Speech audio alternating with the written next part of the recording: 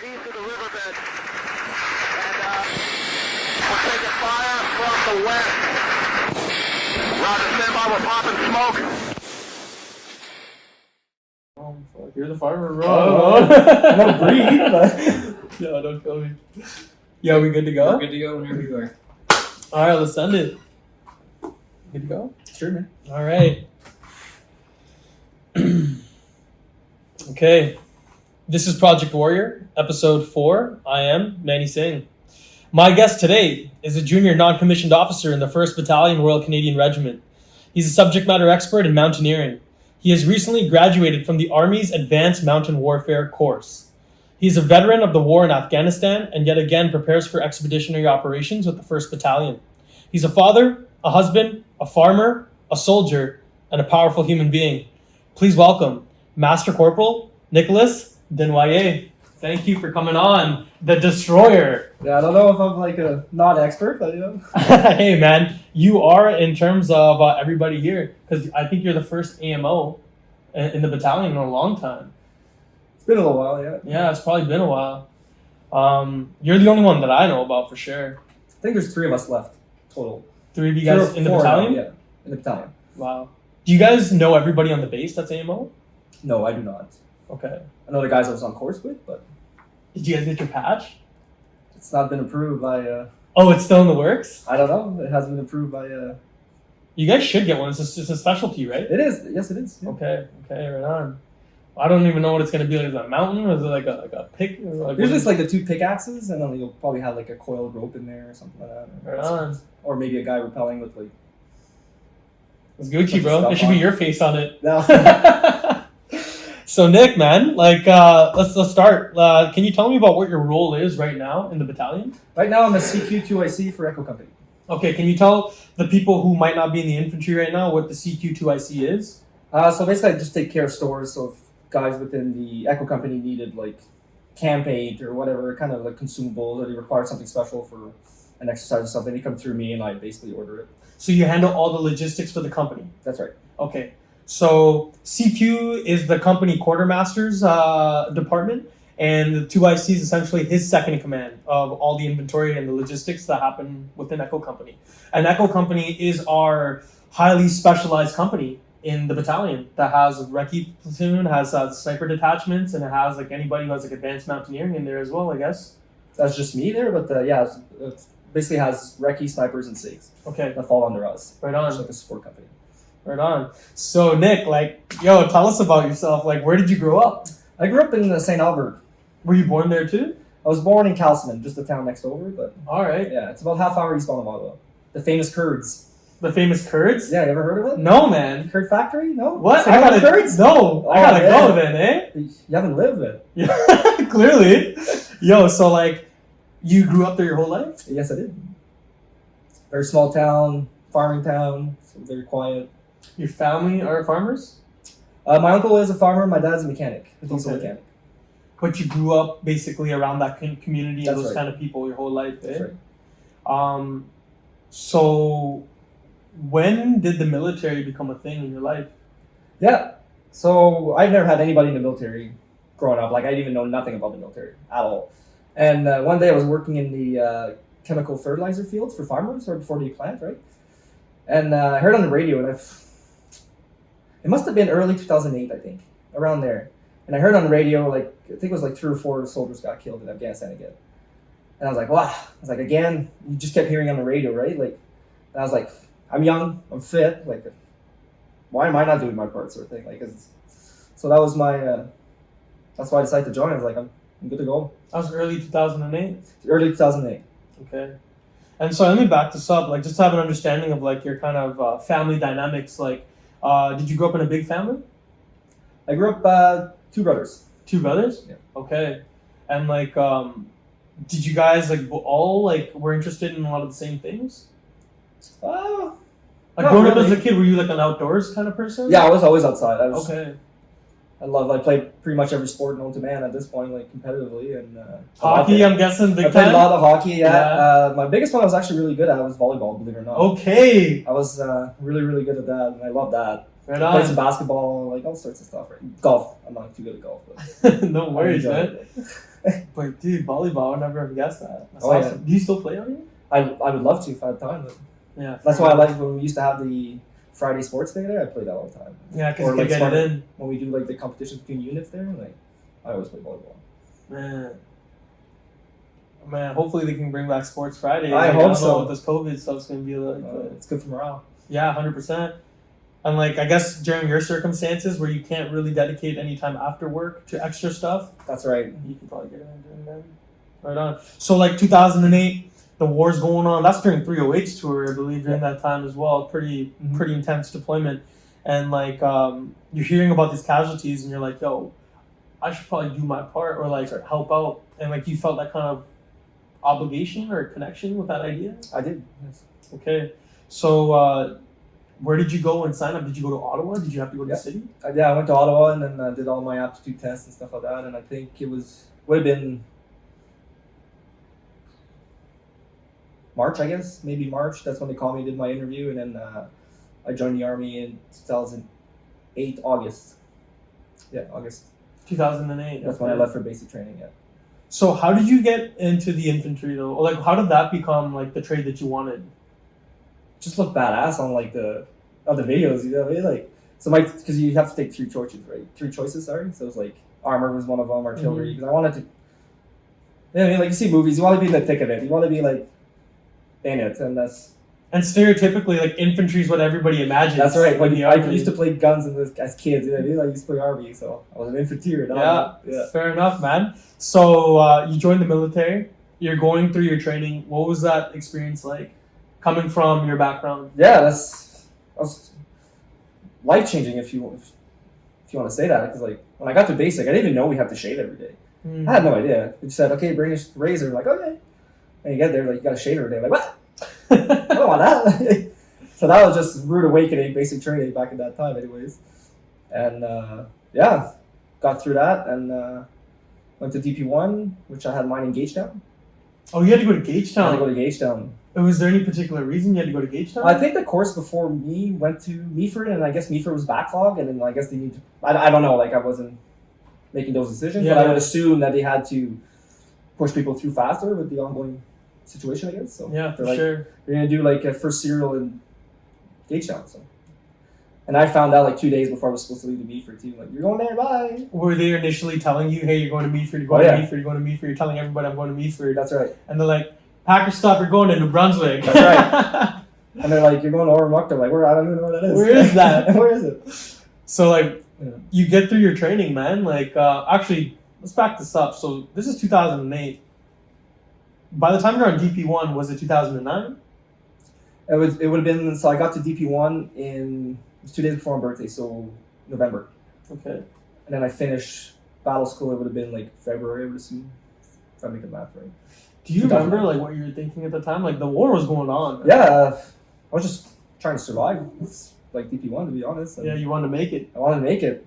And at first they told us we were going to 3 RCR, and then 1 RCR had the tour, so I was like, okay. But I mean, I was just focused on myself, basically. I wanted to perform, but I wanted to perform well as well. I just didn't want to pass and like be a general kind of guy. So. I like that. Yeah, so I wanted to do well, and I focused more on that until graduation, and that made me one of the proudest moments of my life to become a Royal.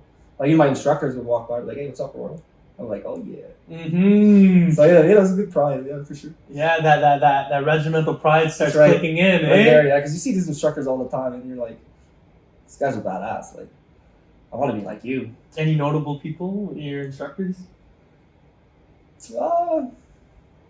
Not now. What I know now, if that makes any sense. Like, there was I think it was Master Loveless at the time. He was my section 2IC. Brett Lovelace? Yes, him. Oh man, I work for him, man. He's an awesome instructor. So he was my 2IC, which I loved him. And he was a good 2IC, like during the field portion, like when they're like all like sleep fucked and everything, and like he'd come in with like extra snacks on his shit, like, hey boys, like have some banana bread with nuts and stuff. You know, people were like, oh yeah. Yeah, I think he's a sergeant now. I think he got promoted. Last time I saw him, yeah. Yeah, so like, yo, Lovelace is the man, dude. Like, and then when my grandfather died during course, like he was very supportive and stuff like that, and like, so he's good. So that's he was one of my good instructors for sure. Awesome guy. I was very fortunate to work for him. Yeah. That was my first RCR battle school course I taught. He was in Meaford, that's right. Yeah, and I'm thankful I had him. And I was a reservist at the time too. So like coming in there, I was a little like, oh man, I was a little shook, right? I'm like, damn, these guys are gonna eat me, bro, if I mess up as an instructor, you know? Yeah. And like when he took me under his wing, like he really, I don't know, man, he really brought my morale and my confidence up. See, that's what he does, you know what I mean? Yeah. You know, and among many other things, like he's an amazing person. Carrying on here, so you get through your training. Mm-hmm. You get to battalion. Yes. Did you even know 1st, 3rd Battalion Mech Light? Did you know any of that stuff? I think I found out maybe 3 days before, before course was over, Mm-hmm. give or take. Yeah, about 3 days. Did you want to be one of them in particular?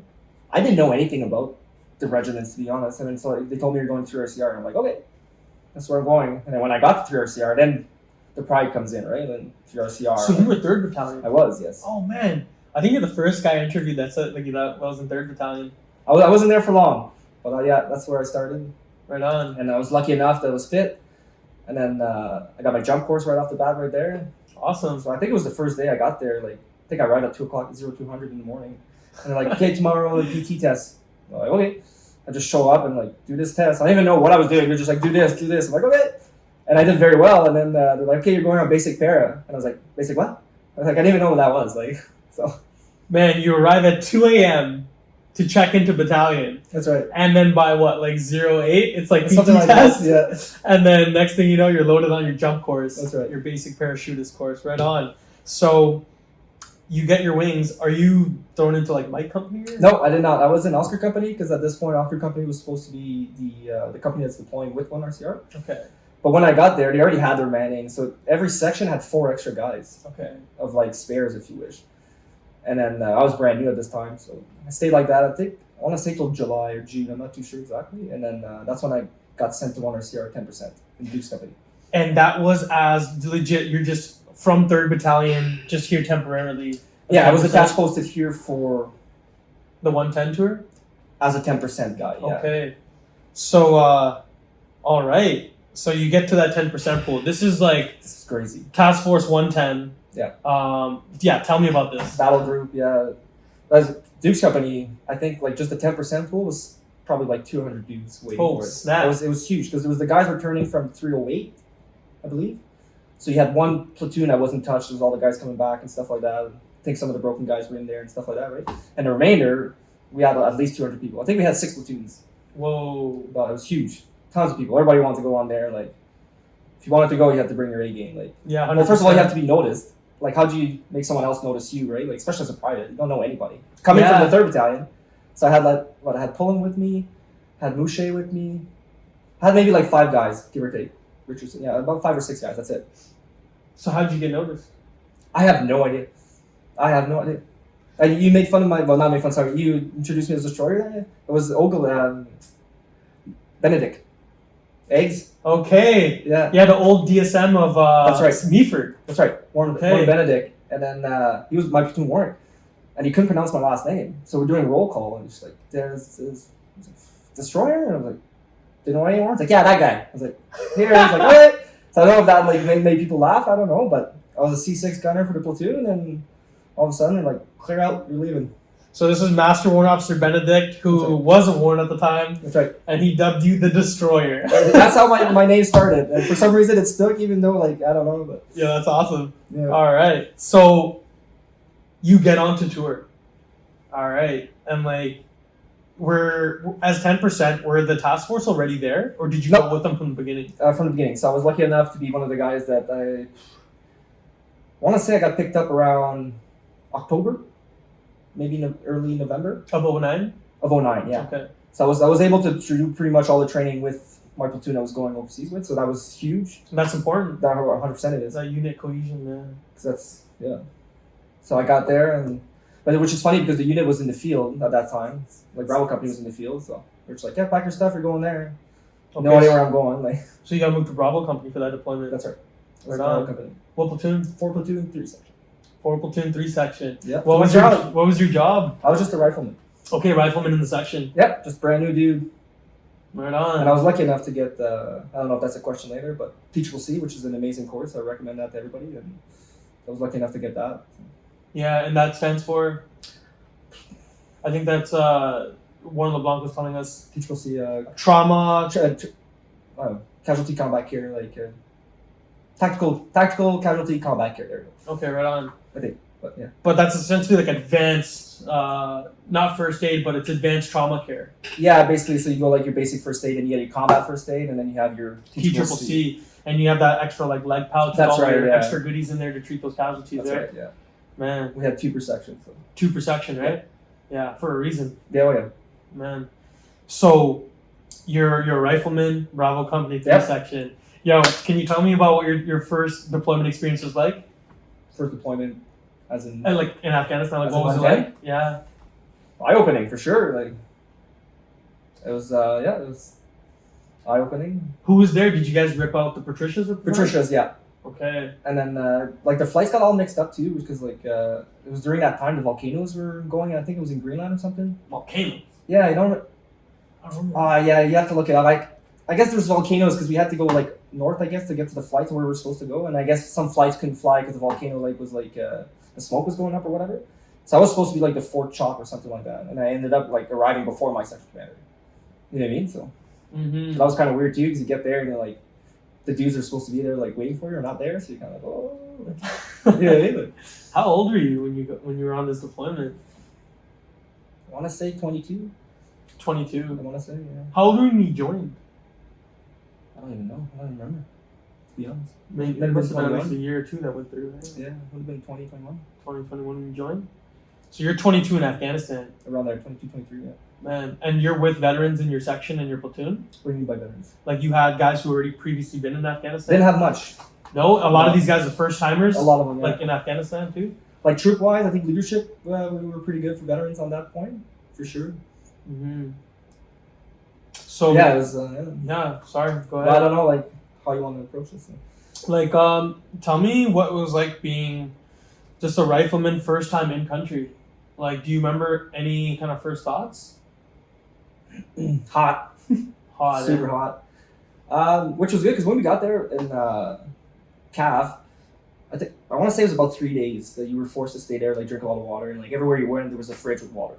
You know what I mean? So you can just drink water, get, like, acclimatized, I think. Acclimatized, yeah.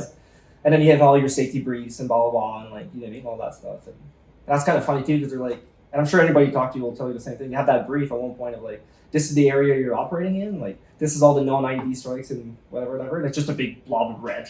Like, you know, they just, like, you're like, oh, God. IEDs everywhere. Everywhere, yeah, exactly. So I know, like, everybody I talk to, like, even my friends are like, oh, crap. But that's what I mean by eye-opening. Yeah, anybody's listening who doesn't know what an IED is an improvised explosive device. It's essentially homemade explosive devices that can be very devastating. Anything from like little mines to big explosive devices that can flip a lav or a tank or something. Mm-hmm. And a lot of those were created in order to combat our abilities to be in the battle space.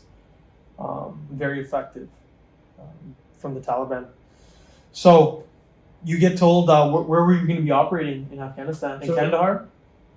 Yeah, we were operating in Kandahar. We were in, what was it called? Panjali, but it was close to it. It was, we're in Shoja. I don't know if you can look at that. Shoja, yeah. That was our FOB that we were operating out of. Okay. And then from there we had our platoon houses further down. And so that means your platoon house, you're responsible for like this certain district or this certain area within the district? Yeah, pretty much, yeah. Your AO, yeah. Okay. Were you at all kind of like nervous about that? Oh, I was terrified. Okay. I'm not gonna lie, for sure. I was scared. Scared, but like I was confident. Like we had great training. We went to California, which that training was amazing. I've never had that since. That's like that type of intensity of training, which is great. So why was it great? We were at Fort Irwin, and everything was just so lively. Like realistic? Realistic, yeah, sorry, that's what I meant. And then like they actually had like strings to, you could, like, unless you knew exactly what was there, then you'd see it, like, okay, yeah, that's a string, but like I wasn't really looking up, we were mostly looking down sort of thing. Like, and they would actually have like an RD symbol a lot louder that would actually go and simulate like an RPG or something like that. Whoa. And then like the role-playing people there were insane too. Like at one point during one of our training, we bypassed like it was just a guy sitting there on on a stool, if you wish, and you had to like push, like do a quarter, and then like there was something going on in the middle, and then so I got pushed away, and they're like, okay, stop these guys from coming in, blah blah, and all of a sudden this guy just stood up and like hit, and it was like foot powder. It was like basically he had an ID on him, like a vest, and it blew up, and then the staff came in like, oh, you're dead, like, you know what I mean, like Yeah. I was like, whoever, like The observer controllers are there to like designate casualties and create this scenario, right? that's right, which was insane because like he hit it so well underneath, right, like so. Anyways, it was just like wow, like that's what we're gonna expect. Like that we won't shit's even real. see the threat, That's right, and it might go down like that. yeah. Crazy. So you get all this great training in Fort That's right. Irwin. You get overseas, and even then, you're still like there's still a lot of anxiousness about it, of being in a hostile environment. Yep. Yeah. Well, because you still don't know what to expect either, right? Like you're trying to look for certain things, and what was scary for me, and I've noticed, is that I believe it was the day I was there. The day I was supposed to go to correction. I was in Choja, and we had to wait for my section commander and my whole guy to come in and then rip the PPCLI off of Patricia, the father, platoon house Patricia. And that was the night that I believe it's 3 of them that got killed. I know one for sure was injured. It was a big, like, they got fucked in the middle of the night. And then, like, we were supposed to, that was basically where we were going. And I remember my medic that was there, he got sent earlier to do a handover with their medic, and, like, he went in, and, like, so I was like, fuck, this is where we're going. Like, What happened to them? I can't speculate, I wasn't there. From what I was told is they tried to do a wreck patrol. I guess they went in the day to a building, they went up and did, like, an OP, if you wish. And they went back down, and I guess they went back to the same location that night. I want to say it was right before night dusk or something like that. They went back, and then on the way down, I guess they missed it on the way up, and then when they came down, the one guy hit it. And then, so that was like they were supposed to be gone, and like maybe I'm backtracking here, but these guys were supposed to be gone like 3-4 days before like this, right? But they couldn't leave because we couldn't get there until we had all our guys, right? So that's really shitty for them. That is pretty shitty. Yeah, for sure. Well, that's just the way the war goes. And that's one thing I remember is this guy. I can't remember what his name is, but he said, "Don't count like don't count your chickens yet." Like, you know what I mean? Like the way he said it there, like, or don't count your chickens until they've hatched, sort of thing, like something like that. You know what I mean? And I still think every day I think of that. I'm like, yeah, it's true, man. You're not home until your ass is on the plane. That's right. Or even then, until you're home. Until you're home. Yeah, for real, man. Yeah. But yeah, so that was like it's go time, I guess. Man. That was like kind of like your first experiences there. But I wasn't even there either. If you think about it, yeah. you know what I mean? Like I was at the fob, I heard the blast, but you know what I mean? Like it's the unknown too. Like you don't know what happened. Like what's going on, right? So when you were over there, did you do a lot of patrols? Yes. Okay. Dismounted patrols too? Dismounted, because where we were, we couldn't take any vehicles, so everything was like resupply was all by helicopter, like sling loads. You'd come in and drop stuff, and at that point, anyways, I was at. I started my tour in Patricia, which was right before the village of Nakone, and then I'd say about 2 months in, then I went to relieve 6th Platoon into Balby, and that one was all dismounted for sure. What was the terrain like? Was it mountainous or something? Nope, it was a lot of like grape fields, but like massive grape fields. I don't know. I have a hard time explaining it, but it's like, you know, like you see a farmer when he like tills, you see those little bumps there. Mm-hmm. But imagine that but at a greater scale. You know what I mean? You'll have like maybe 3 feet on top, but drop 6 feet. Oh, do you know what I mean? Kind of like a wavy terrain. Okay, yeah. And these are grape fields, eh? Yeah, they do grapes where we were at, anyways. And would you patrol through these grape fields? Yeah, that's what because we try to avoid roads depending on what our mission was. Because sometimes we did patrol inside Nakone, but a lot of times we went around and like scouted the area and stuff like that. And we tried to stay in the grape roads as much as possible, so to avoid detection that they're coming in. And would the enemy like adapt to that? Yeah. Did you ever have any issues going through the grape vines? Not my patrol specifically, but one of our dog Misha found one in the grape rows right in front of our cob. Yeah. Did you always feel like you're being watched over there? Oh yeah, 100%. Oh yeah, everybody. But did that also cause a lot of anxiety over there too? I wouldn't say over there, because at that point, like you're such a focused mind. Like you know what I mean? Like you got a job to do. You want to come back home. Like you're focused. You know what I mean? Like so you're like, yeah, of course you feel like everybody's watching. You're always watching your steps, especially at first. Because at first you think everything's an IED. Mm-hmm. Like I remember, because usually when we lost our engineers, I was the one leading patrols, so I had the LCMD and go, and I'd stop at everything. And that is like the minesweeping device. Well, for metal detector, yeah. I'd stop at everything. And towards the end, you get more, which is also not a good thing. You get complacent, right? And you're like, no. And can you tell us about that, like complacency? Like, why is that a problem? Well, complacency is that, especially if I feel like I'm always watched, I probably am always watched, sort of thing. So if you see, you just disregard. Like an example, I personally didn't find that one, but I believe it was our platoon that found it. They had like a pressure plate inside a cigarette pack. You know what I mean? So you just see, like, because there was one place in Nakoni, it was called Garbage Alley. It was like 2 walls on each side, like, I don't know, 15 feet, 10 feet high. And I'd say about like 75 meters straight.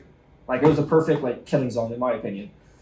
And then there's just garbage everywhere, because it seemed like all the wind would just bring all the garbage in there, so just garbage everywhere.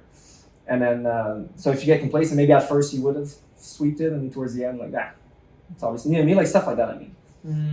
They had a pressure plate and a cigarette pack. Yeah, they used 2 wires basically within the cigarette, so that basically made contact with the battery pack or whatever it was. Man, and how many times when you see a cigarette pack, you're like, this is garbage, you know? Oh, they're very, very crafty, yeah. For sure. So, throughout your deployment, how did you keep on track of not being complacent? Because, like, you're doing a lot of the same things always, all over the time, you know? Like, did you have, like, some things with yourself? You're like, yo, man, like, I ain't trying to go home in a body bag. Or, like, did you have some kind of conversations with yourself or some shit? Oh, fuck, all the time, man. Really? Oh, yeah.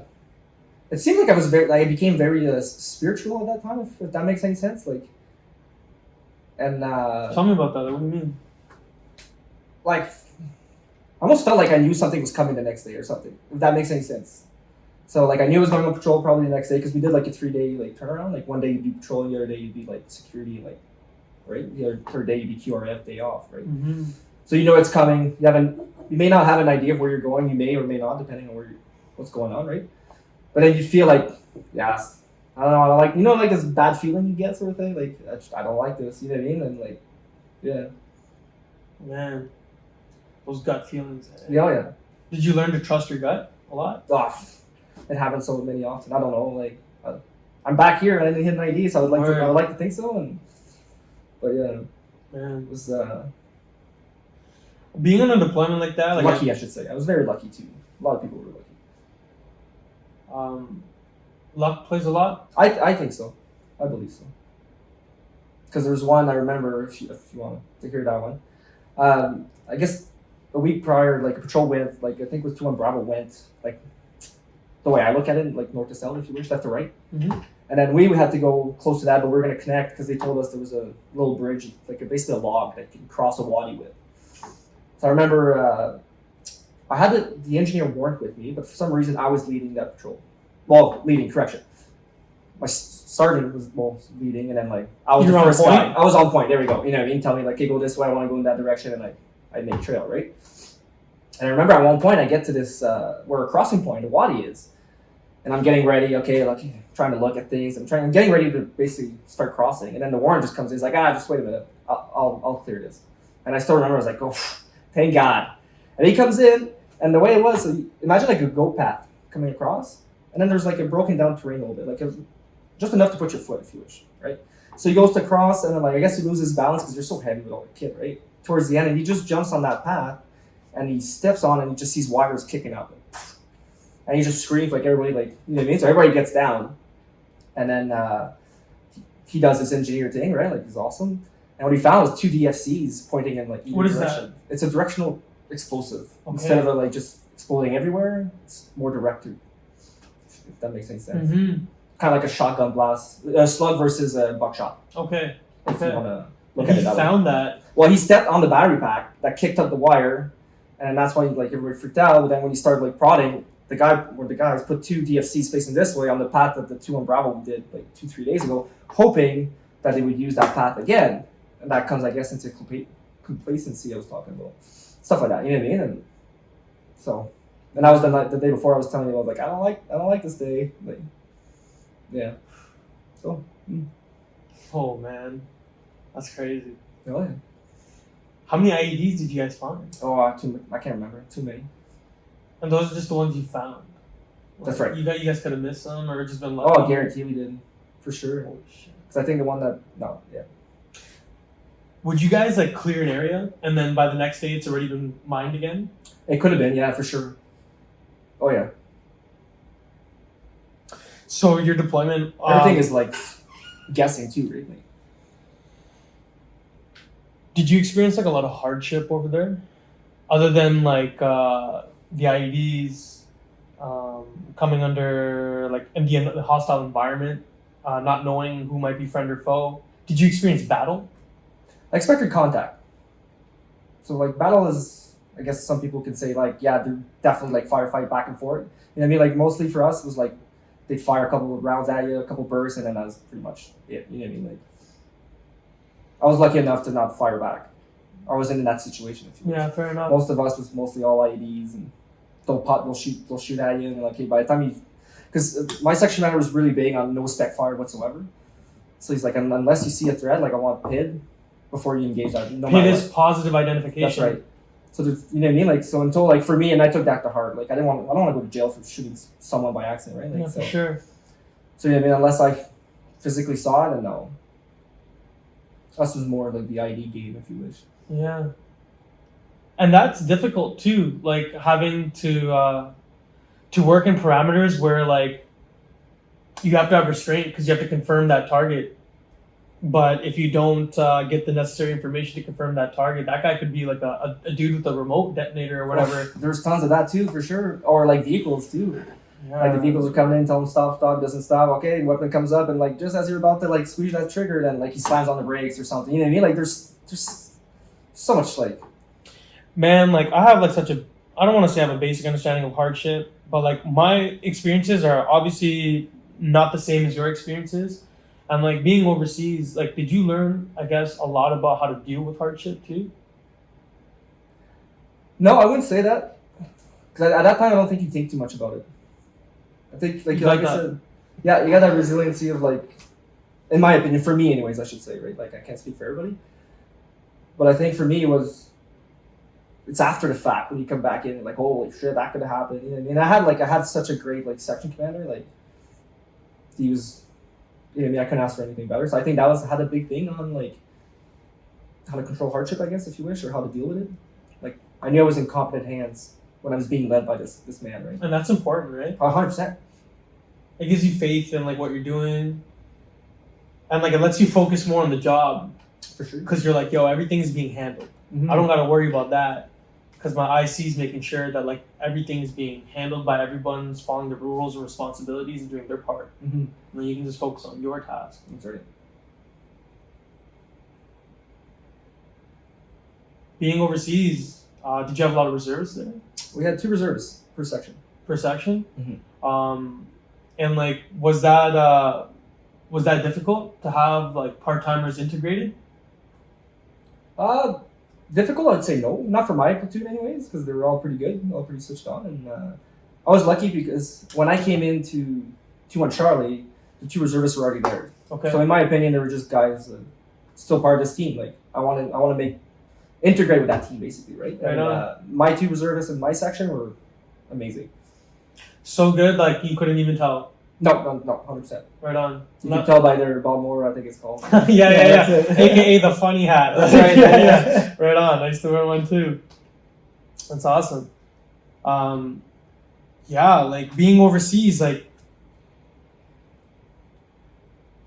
we have a story over here about a medic being a casualty.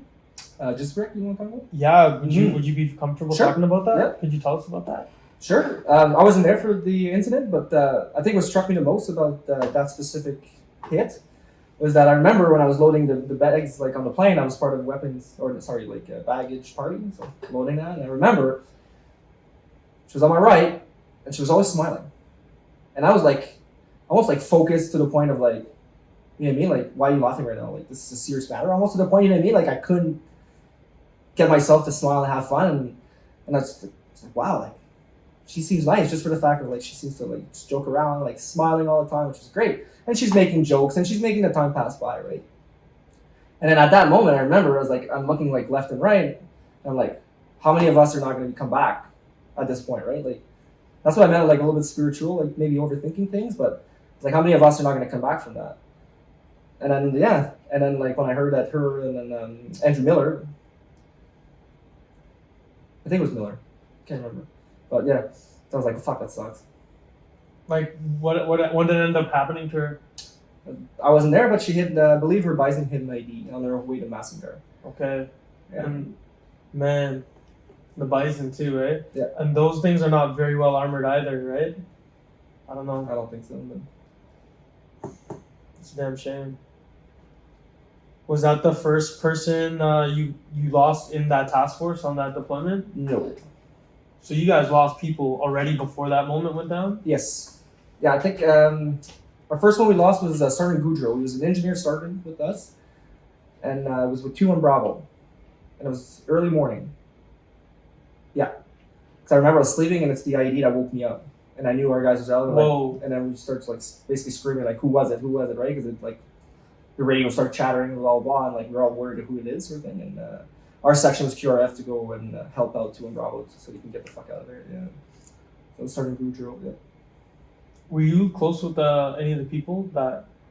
I'd like to think so. Like we all lived in a small, like very small camp, right? Like it's like maybe the size of 2 company lines, if you wish. That's what we all lived in, and everybody had their chores, and you know what I mean. It was like, so I'd like to think that everybody got along and everybody was fine. And Was there like a family vibe? I would think so. Yeah, in my opinion, yeah.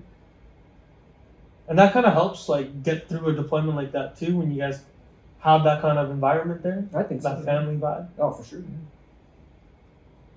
Again, I'm only speaking from a guy who's never. I've done as much, I guess, as a person could do without deploying overseas, especially to war, right? And like those experiences that you guys had to go through over there, I kind of try to like get as many perspectives as I can from the veterans that did go over there and experience those hardships that I never got to experience. Sergeant Smallwhite's another one to talk to you about. Yeah, that. He for can sure. Articulate very well. He was with us too. So. That's tough stuff. Like I hope you're okay with like talking about this Yeah, stuff. I'm It's like, I think talking actually helps better too. Like in my opinion. yeah. So this deployment, Task Force 110. Yeah. I remember this deployment because I met some guys from my reserve unit that deployed on it, and when they got back, they were also the first veterans I've ever met coming back and rotating from overseas as well, fresh in the desert arids and everything like that. And I thought these guys were like so badass, man, when they got back from tour. Amazing dudes. What was it like coming back from a deployment like that? Coming back to like normal life. Yeah. Were you married? Did you No, have a family? or so anything? yeah, well, that's a different story. Yeah, Right yeah. I guess no. I guess I had a fiance at the time. I guess, but yeah. Okay. But, So when, sorry, what? no, go ahead. Okay, coming back. I don't know. Like, it was good because we had that community vibe. Like the boys I was with, we all came back. Like, lucky for us because a lot of other people aren't in that same boat. So we always stuck like really close together. And I still remember coming back, and my section commander I'd see him around and be like, "How you doing? Like, here's my number. Call me. Don't be afraid if you want to talk anything. Like, I'm here." You know what I mean? So I always knew like there's someone there. Like a support. Yeah, like my guys. You know what I mean? Like we had Cyprus too, that was just insane. So that helped, like decompression, leave in Cyprus, and then a lot of time off when we got back. So it's good. Right on. So when you got back, did you think about getting out of the military, or what'd you think? Yeah, I did get out actually. Oh, you did get out of the military. Yeah, I got out for about 2.5 years. Really? That's not because of deployment there, but yeah. Was that just because you ended your contract and you're like? I finished my first contract, yes, and the reason I decided not to resign is because, like I told you earlier, like my fiance at the time when I was over there cheated on me and took all my money and all that stuff, right? So, and then she moved in with my neighbor next door because I used to live in the Q's outside, and that guy used to work in Duke's company. So I'd see her every morning, like leaving this place. I wasn't right mentally I couldn't stay. I had to go before something happened. So. For sure. Yeah. That's difficult to deal with. What made you want to get back? I had to. There's a piece of me that's like it was missing. I wasn't happy anywhere. I was happy to come home because I came home because I want to spend more time with my family. Or you know what I mean? And then like I met my wife now. We had a kid at this time, and so money was hard. I was working like just a normal job, like working at Benson Auto Parts and Garda security and like landscaping. I was doing all like as much as I could, and I was gone all the time just working. And I wasn't happy. There's something missing, and I missed that pride of like this is who I am. You know what I mean? Like, and it's good thing the money's good too. So, and it's funny because I told our previous CEO was my OC at the time when I left, and I told him, I remember, like, I'll be back. So it's kind of funny I got back, and he's... Was your OC overseas? Nope. Okay. No, that was when we came back, All right. 2011. So, did you feel like you had purpose when you were in the military? Oh yes, 100%. Felt like I belonged, especially back in those days. I felt like I belonged, like, as part of a crew. Like, we all came back from, or the guys that came back from Afghanistan. You know what I mean? Like, it's like a tight-knit community sort of thing, and like, felt like you had a place, like you needed a place. There's a lot of elements there, right? Like, That's right. Yeah. so community, like having like a greater sense of like purpose in terms of what you're doing, something significant. And I guess when you work like these odd jobs and stuff like that, yeah, they rack up the bills, yeah, they keep you busy, but at the end of the day, I guess it's just like there's nothing deep or there's no depth about those kind of jobs. For me, yeah. Yeah, fair enough. There's the camaraderie. Camaraderie. Yeah. That too. You know what I mean? Like, there's a bunch of stuff. But That plays a big role. yeah. Like, I spent a lot of time in the reserves, and I was working like a whole bunch of odd jobs. And I started realizing the same thing. I missed the camaraderie of working and doing long taskings in the military. So I found myself just like ditching all these civvy jobs on the side and just doing full-time military stuff as a reservist. Mm-hmm. Until the point where I'm like, I just gotta go to a battalion, man. What am I doing? Like, just Yeah. doing this stuff full-time as a reservist. And like, here I am, working with OGs like yourself. Oh God, no. You know? So like, so you re-enlist back into the military, you get back in, where did you end up? Did you end up in 1st Battalion? when I you got did, back? yes. I was Okay. lucky. I got back, came back, and then I got sent to Charles Company. Charles, okay. Mm-hmm. Where'd your career go from there? Were you a corporal at the time? No, I was still private because I only did my first 2 years. So then I went back, and then that's when I started doing like my gunner course and like SIG course. Like, I was platoon signaler for a while. Oh no, sorry, that was before I left. Came back, did my gunner course, and then Okay. BMO and stuff like that. All right, so you did your basic mountain ops Yes, sir. course then. Yeah. When did you do PLQ, your leadership course? 2015, 16, 18, 17, 16, 17-ish, I guess. Did your career go in a different direction from there? What do you mean by different direction? How's the best way to put it? Did you get more involved in terms of what was happening at work as now a PLQ qualified person? No, I think I got less involved just because it was being like pushed around everywhere, being tasked and like gone. Like, Okay. yeah. Because I met you in Meaford That's for right. the first time when you were tasked out as an That's instructor. right. Yeah. That was right after CTO too, if I'm not mistaken. Your complex terrain course, Yeah. right? Oh man. So, can you tell me about the mountaineering part of your career? Because that Sure. became a big part of it, I believe. It's the most recent, yeah. Yeah. So CTO, complex terrain. Okay. How did you get into AMO? So first of all, you have to pass CTO, which is a grueling like 3-month course, and especially I did it in the summer, and it's like everything in the Army. You have so much to cover with so little time because you can't push training days, right? Like you can't add like 5 days to your course, right? So we try to push everything, and what we had to learn, we were being basically tested pretty much every day, and it was just go nonstop. So that was extremely stressful. I managed to pass it and get everything done, which is really good. And then I was able to get on AMO because I was one of the only ones that actually had that course. So What was AMO like? AMO was amazing. It was almost the break that you need for a course in the military. It's a gentleman's course. It's an advanced course. I was in the Canadian Rockies. I lived in a little chalet. It was a small course. I think we were at like 12 dudes, 10 dudes, which was amazing. And then so we did some avalanche rescue, which I've never been in the Alpine. So we would go there and then like What's the Alpine? the Alpine is everything above tree level that trees won't grow anymore. It's considered Alpine. Like some people might have, like it depends where you look at it. Some people say it's 2,200 meters. Other people will say, well, no, it's 25. It's wherever trees don't grow no more. Mm-hmm. The way That's I considered interpret it. Alpine. That's how I interpret it, yeah. Okay. And that was your first time being like on a mountain and stuff? At that magnitude, oh yeah. Like in the Rockies too, at the Canadian Rockies. I always dreamed of going there. That's a magical experience, It man. really was. And it's too bad the pictures don't justify it until you're really like there. Because like I'm trying to take pictures like this is beautiful, then I look at it like it's still beautiful, but like you're losing that. No, I get it. I went to Banff like on a little road trip like before. skiing, Yeah, and like same thing, like all these cool like pictures that we took, it doesn't do it justice, No. man. Because when you're there, you just feel it, you know? Yeah. Amazing. So, do you think like courses like AMO are important to the battalions? Absolutely. AMO, CTO as well, not just AMO, because AMO is like the highest you can go, I guess, at this point. It's extremely important because if ever we're supposed to be ready to train in any type of terrain, weather, right? Like, look at the Alpine. It's a mountain and it's weather. It's everything. And you need to be able to like bring machine guns up there, know how to traverse. Like, would you know, like, and I'm talking for Alpine purposes, for AMO.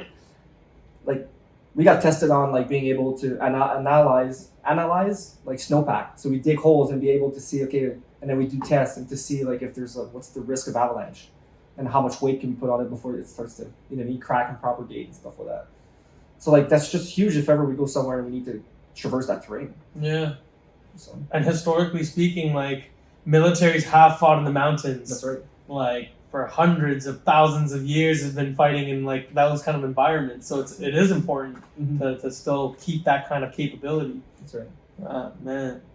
So like you get your AMO qualification, coming back to the battalion, do you have like any kind of advice you would give to somebody who would be interested in trying to pursue AMO? Like how could somebody prepare for that kind of screen? Best bet would be either go to recce snipers, that branch, because they'll be mostly employed by them, generally speaking. So that would be a first one because you gotta get your BMO, and that's hard because that's usually the first course that gets cut when we don't have time or money to do that stuff. But if you can get your BMO and then like I would say like learn your knots and like be ready to. It's funny because Sergeant Ryan told me before I left, he's like, get ready to receive information with a garden hose. And I was like, what? He's like, you'll see. And it's just boom. So you know what I mean? Like, and I didn't think I could do it. I struggled. Like, it was hard. Like, I'm not gonna lie. Like, a lot of times, like, I think I even felt a little bit of depression, to be honest with you. And like, it was good because we had our weekends. I would drive home from Trenton to every weekend because my wife had to work, so I had to take care of the kids because we didn't have daycare or whatever, right? And like a lot of times, like I'll be very honest, like I felt like crying in the car. Like I was like, I don't know if I can do this. It's just too much. I got this test tomorrow. I got this one after that, and I don't even know how to do this one because they don't have time to practice it. They'll show you. Basically the way it worked anyways on CTO. Here's your demo. Like here's your system that you have to replicate. Okay, you do it. You'll be in charge of it. But then you work as a team, so you don't always have like 100% hands-on on every position or whatever, right? And it's so one safety, you're done. Like it's so technical. It's so technical. That's right? And there's so many knots and like there's so many variables and like judgments and like judgment call and like oh man, like that was super stressful. So like, I guess don't beat yourself up if you start being overwhelmed a little bit. Like just keep pushing it. Yeah, mindset's really important. Yeah, because like I guess for a guy like me, it wouldn't be as like I don't know because I don't have a family to like look after and take care of. You had that on top of having such a technically challenging course like AMO and traveling outside the province. That was CTO before AMO. Okay, but didn't you guys go to the Rockies? Yeah. Okay. Sorry. Yeah. You talking about AMO? Yeah. After that, yeah. Yeah, my wife wasn't too happy with that one. Oh man, it's difficult. Yeah, definitely it's difficult. So, yeah, like learning your knots is probably important. Yeah, basic knots, and because climbing is a huge one. Like that's part of CTO now. Like, and being cool under pressure. Yeah, sure, yeah. Because like for sure, I guess real shit can go down when you're up there. Oh yeah, like yeah, for sure, 100%. If you don't do like your tree, like you thought it was a bomber tree, and then all of a sudden it just snaps and. Could be there goes a real rescue mission. Pretty much, yeah. Yeah. Man, that's wild. That's wild. You're probably the first real AMO I've ever met, so that's awesome. I'm probably gonna bug you about this kind of stuff later. It was sick. I'll talk about it all day. Avalanche rescue and all that stuff is great. Crevasse rescue's sick. Like you're tied to a rope, but like what's that? A crevasse rescue. So it's like if someone falls in a crevasse on a glacier. It's glacier travel, and the way they simulated it, we found like a giant cornice. So basically a big drop. And every time you traverse on a glacier, you're tied, right? Like 3 guys. And then basically just it's as if someone falls in a giant like hole. But then you don't know about it. So all of a sudden like, and then you fall, so it just takes you like so you have your axe, you gotta turn around like jam in the snow, hold on tight. Wow. And then like from there build a snow anchor, transfer the load, and you go and like start rescuing with like mechanical advantage and stuff like that. Yeah, it's sick. Like you saying that makes me think that like other than actual mountain ranges, we could see your guys' skill sets being used in like Arctic conditions when we're traveling In over. Arctic? Yeah, I guess if you're gonna fall into like some sort of glacier holes or Well, something. glacier's like that. more like up. It's not really Arctic. Well, I wouldn't assume so.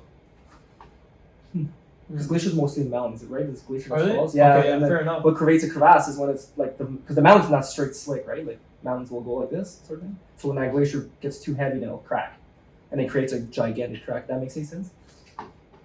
Man, I should have Yeah. paid more attention in like geology class, man. Like, No, but you know, it can work for anything. Yeah, though. If someone yeah. falls in a cave or something, or yeah, I mean, like it can be worse. Caves. Yeah, like Yeah. that's all mechanical advantage, right? Like load transfers and stuff. Do you feel like the course made you smarter? And maybe, oh yes, you know what? Yeah, Like critical thinking and all that kind of stuff, like analyzing a it, lot more confident. more confident. Yeah, like because now like I'll set up like twin tracks and zip lines on my house for my kids now. Like I'll climb like I know how to do this, and it makes you think because like they'll give you like a tools in the toolbox. You always hear that in the army, right? And what I liked about CTO especially, and AMO obviously, was that they'll throw you a problem. Like you'll do your test right of how to do it, but then once you're climbing on a mountain, lead climbing or whatever, if something happens, it's up to you. Mm. And there's different ways you can skin a cat if you're like, you know what I mean? So it makes you critical thinking a little more like, okay, well, I can do this, but then you gotta be careful because there's like rules you gotta follow to make sure that everything's safe at all times. Too. There's a lot of information that's like, That's awesome. yeah, That makes you a cool dad too, man. To set up a zip line at Yeah. home, yeah, that's awesome. send my kids on it. Let's keep this conversation moving, man. Like, let's talk about mentorship. Yeah. So you talked about there were some notable people in your career Yep. through training overseas as well. Mhm. What does mentorship mean to you? It means everything because it's who's gonna define who you're gonna be and who you are.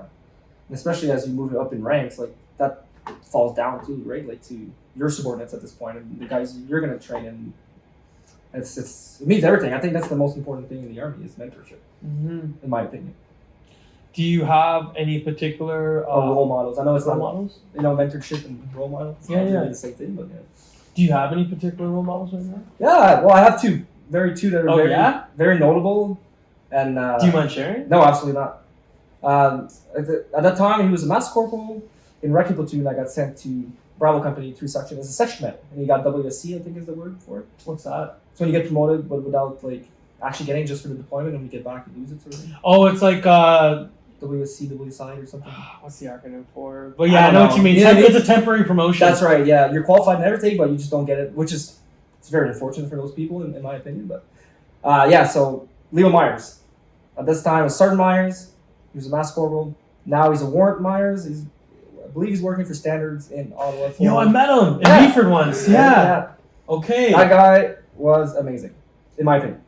Very strict, very like by the book, fit, which is what you want. It's basically everything you want in a leader, especially because he was my second commander in Afghanistan, right? And he brought us all back alive. And we'd have full blown orders every time we went out. Like there was not one at one time during a patrol we didn't know what we were doing. You know what I mean? Like we all knew at all times. And he's cool as a cucumber. He's funny. You know what I mean? Like especially when we got hit with those, like I said, those 10 rounds of artillery there. That he was on the radio, like check fire, like cool, like you know what I mean? Like What happened? for the friendly fire incident while we were over there, and so I guess there was a mistake on the gun line, and then we were going to this town, and the I-Star assets told us to stop because they saw like some guys on the roof with like PKMs and RPKs and stuff like that. So we're like basically head on to our patrol that we're coming in. So we stopped, and then they fired some artillery from Massive Guard, and the guns in Shoja decided to fire mortars, 82 mortars. And I guess there was a mistake done, and then the rounds fell basically on our patrol. And all I remember hearing was like short round, and then I just dove, and I was in the fetal position for 10 rounds. And then what's worst about the mortars is you hear them, right? Like you hear that whistling, and then as it comes in, Coming in. it gets harder and harder and harder, and then the hit, right? And then I guess there was another mistake done that day about over there. I guess they didn't have proper communication between the gun line and the CP. So as Leo was like, because I remember like I was right next to Leo, so Leo was right there. We're both in great rows. Like I'm in the fetal position.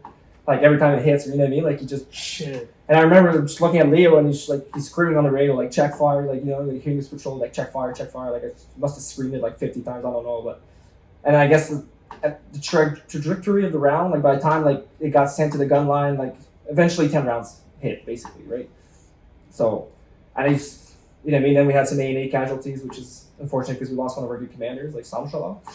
Yeah, he's really good. He trained like the Americans, like their special forces and stuff like that. Apparently, like he was really good. He was really good. And then so he got like shrapnel through the neck, and then another guy, like the RPG guy, which is funny because he had like a helmet, like like motorcycle goggles. Yeah, That's what he wore in a leather jacket, and he had the RPGs. Yeah, that's his thing. It was funny. It was super funny.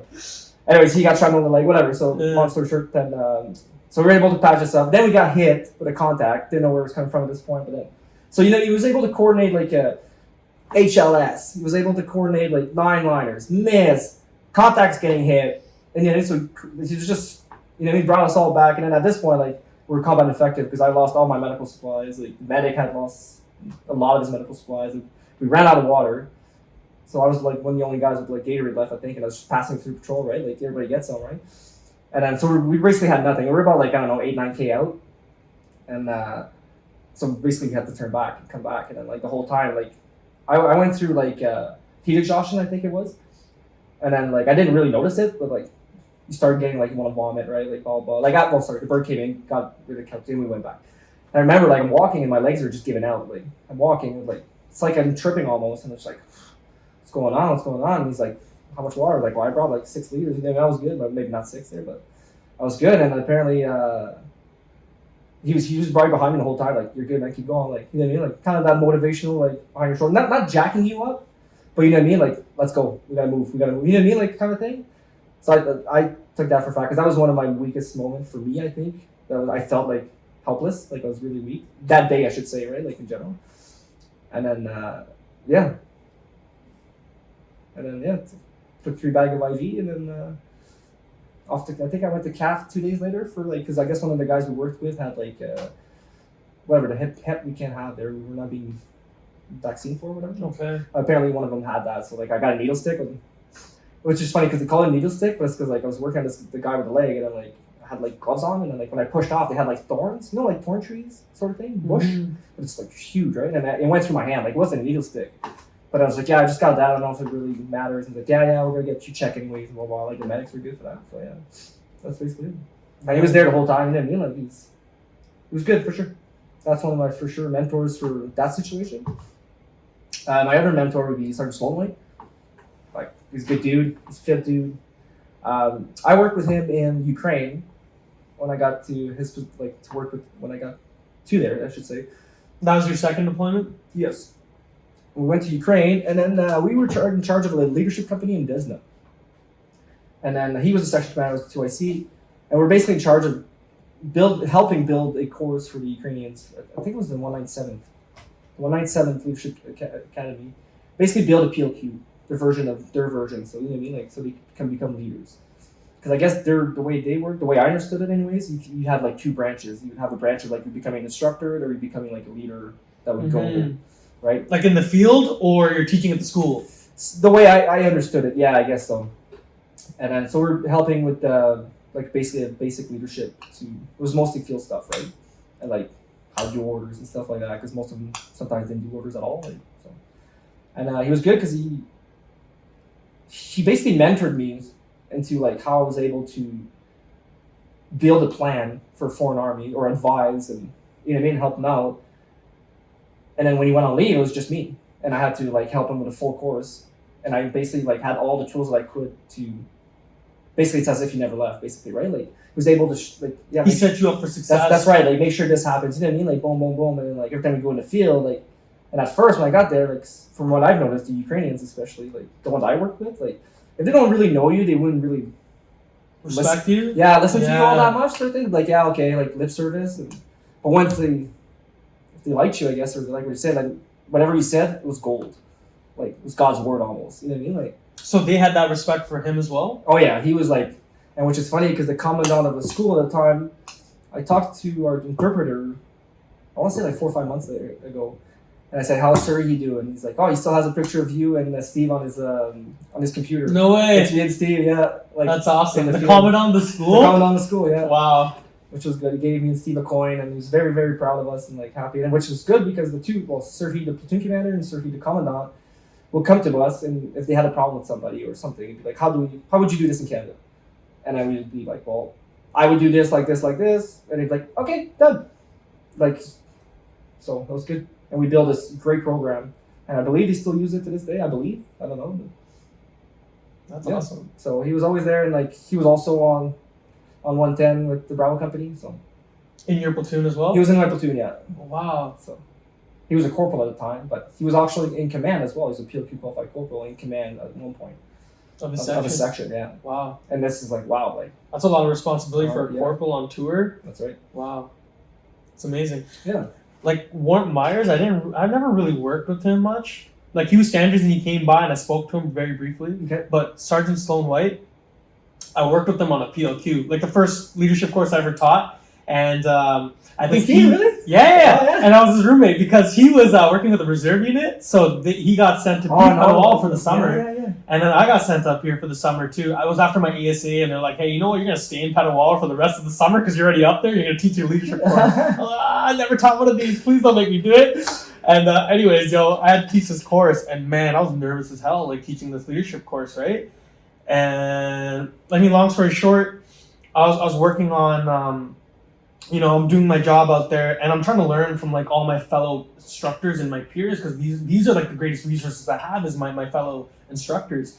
And man, like Sergeant Sloan White, one of the most professional, like most knowledgeable and charismatic leaders, yo. Do you know how we call him? We used to call him on tour? What? Mini Myers. Mini Myers? I'm not even kidding. Yo, don't I'm not even kidding. I'm sorry, yeah, you're Yeah, man. But like just the quality, the character, the kind of character he has, man, like he is, it's amazing. We don't have enough like Sergeant Sloan Whites out there. But I guess like having a person like that in general, just one of them, is enough to like have that leadership qualities get passed down to like his subordinates or his peers, and for them to emulate that, it just continues this legacy of good leadership. Because when I look at Sergeant Sloan White, man, it's hard not to put good leader and him in the same sentence. That's right, he is one of the epitomes of an infantry NCO. Man. That's right, yeah. And like when I look at like what an infantry NCO is, I think of Steve, man. And like shout out to him, he's awesome.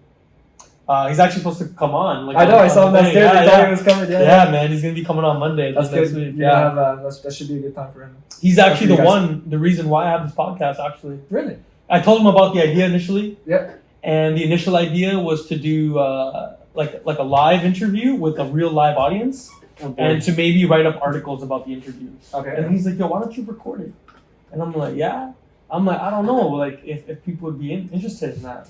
And he's like, "Why not?" Because he's like, if you have a successful experience interviewing somebody, then he's like, only the people that are there to hear it are going to be the only ones who can value the experience of that knowledge. And he's like, if you record it, you can share it and reach a wider audience of it and archive it. And there's much more being said. And man, like again, like on his off time, promoting, I don't know, like great things in my life at least. Sure. And I appreciate that. But anyways,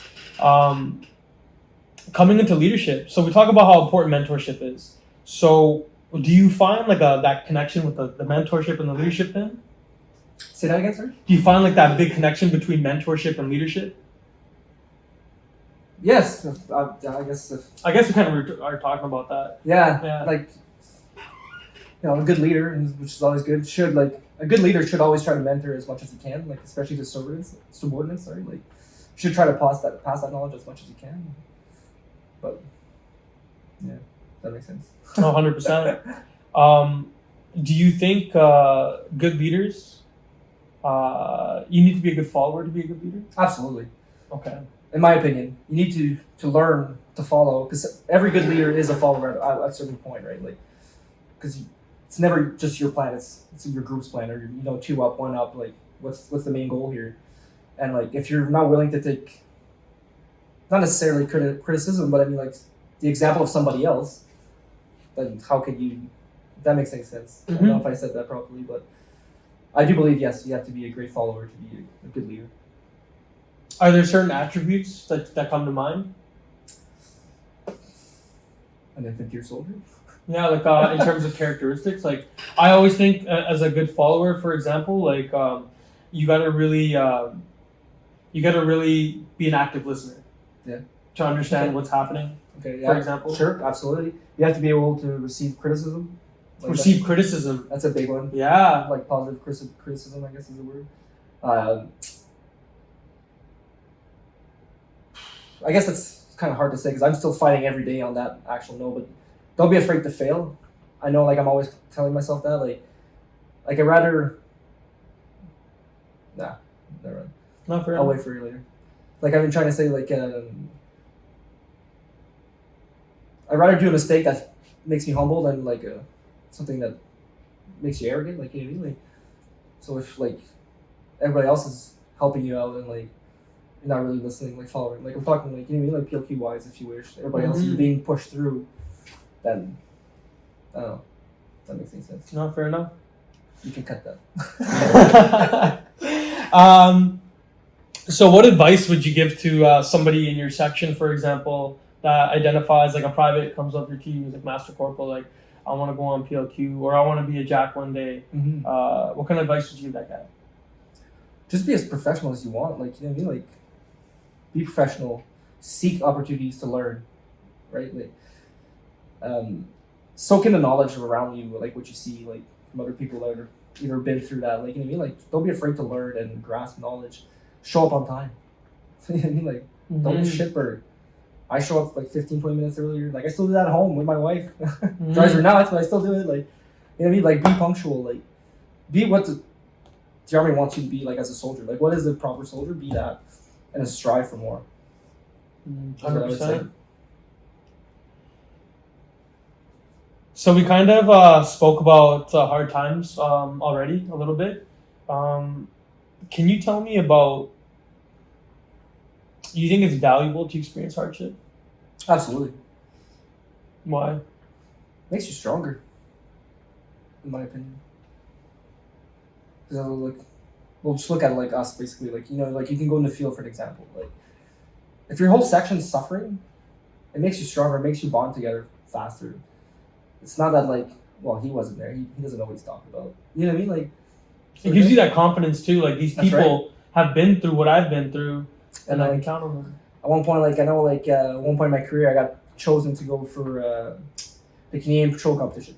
Right? I wasn't not in recce, and they're like, "You want to do it?" I'm like, "No, I don't want to do it." And they're like, "Are you doing it anyways?" I'm like, "Okay." Classic Army. Yeah, pretty much, right? And I got sent to recce, and then like our first like mini exercise was like rucking for 25 kilometers. Like it was around the whole training area, like area 6 and all around there. And I was like, "Whoa!" Like I never actually rucked for 25 kilometers in like 24 hours or whatever, right? Plus stands and all that stuff. And I know for me, like that was my big like, whoa, okay. And I did it. And it's, you know what I mean? Like, so that was hardship because the whole time, like you're in pain, like your ruck's getting heavy. You're part of the team at this point. So you don't, you know what I mean? Like I was the medic of the patrol at that time. And you don't want to let these guys down because everybody's working hard. Like, you know what I mean? Like it just, that personal pride comes in and effect. And I was like, wow, you know what I mean? Like that's never done that. And then when I got to go to represent like the 1RCR in Wainwright for the competition itself, I think we did like something like around like 56, 65 kilometers, give or take, in 24 hours. And I was like, whoa, I've never done that either. Plus stands and all that stuff, right? So like that was for me, it was like, that's when I actually realized like your mind can do so much. You may think you can't do it, like, and I know it's easy to say sometimes, but like when you're going through hell, keep going. You know what I mean? Like if that makes any sense. And like, that's good. Yeah, that's your mind is a very powerful weapon. It'll make you go through things that you don't think your body can physically do. So that patrol competition, that was a lot of hardship in there. That sucked. Yeah, yeah. It was a great time though. I guess. Right on. After the fact. Everybody I spoke to that did that patrol competition always comes back with good feedback, man. They're always like amazing time. It had its its very miserable suffering moments, but there was so much good quality training that went into first of all planning and having it happen in the first place. And we were lucky for that because guess who was doing that training? Sergeant Myers. Hey. Yeah, it was kind of funny, but yeah, sorry. Was he leading a patrol? He was leading the training here before we left. So there was some reserve units here. It was 1 RCR, 3 RCR, and so he was in charge of like organizing that training. And it must have been great having a person like him, his mindset. Yeah, exactly. Yeah, well, he's a big recce guy and stuff like that. So, 100%. And then we got to go to Wales and do a little bit of trolling there. Wales? Yeah, because we won our team. Well, we had the highest score, I believe, our team. So we got dependent here, and then we got to go to Wales and do. That's awesome. So Wales, was that the Cambrian the Patrol? Cambrian, yes. Oh, snap. Yeah. This is more or less like the international patrol competition. Yeah, there was like eh? Pakistanis, there was Gurkhas were there, everybody was there. Yeah. Oh, There's some, snap. I think there's some Marines there. Yeah, What was that like? that was crazy. Can you tell us about that? Nah, Nah? Okay, no worries, no worries. it'll take too long. Yeah, fair enough, man. But Cambrian Patrol, and like great training? To get to there, we went to Newfoundland. We did some rocking there in Grossmore, I believe it's called. Spent a couple of time there, and yeah. Okay. I wish I had more of a Sergeant Myers training before going there. Oh, fair enough. Yeah. Wow. Awesome. You know what? Let's take a 5-minute break right now if you're cool with that. Sure. All right, we'll get back at it. Awesome. Oh man, that's a rough one for me, y'all. Okay, good to go. So back on? Yep. Cool. This chair's good? Yeah. Alrighty. Nick, welcome back. Piss break's over. Alright. So let's get into our next topic. We kind of talked about it a little bit before about purpose, and you about re-enlisting and then getting back kind of for a little bit of that reason. So can you just tell me in your own words, like, what does having purpose mean to you? It means everything. It's in my opinion, it's your whole career. Because if you don't have purpose, if you don't feel like you have purpose, you'll never feel like you belong somewhere. If you feel like you don't belong somewhere, then that's when you're not happy. If that makes any sense, right? Yeah. So having purpose too, like I don't know if that's the proper word to use or in the proper context if you wish, but if you want something, you're gonna fight for it. So to have a purpose, you know what I mean? Like does that make sense? What I'm explaining? Okay. So you'll fight for something more, like, okay, I want that sniper course, or I want that recce course, or that AMO course. You know, you have to have purpose in life, like this is where I want to be at too, like dreaming too, I guess, right? I mean, like, whatever it is has to be significant to you. That's right. Because, like, you could take a whole bunch of dudes from the rifle company That hate heights. or Yeah. for example, sniper course. That's right. Right? It could be any of those things. And if they don't have that connection with it, where they feel like that's significant to me, then they might not ever perform at the best of their ability Well, you will not. to achieve it, right? That's right. Yeah. Yeah, right on. So, did you always have that as a person, before you got in the military?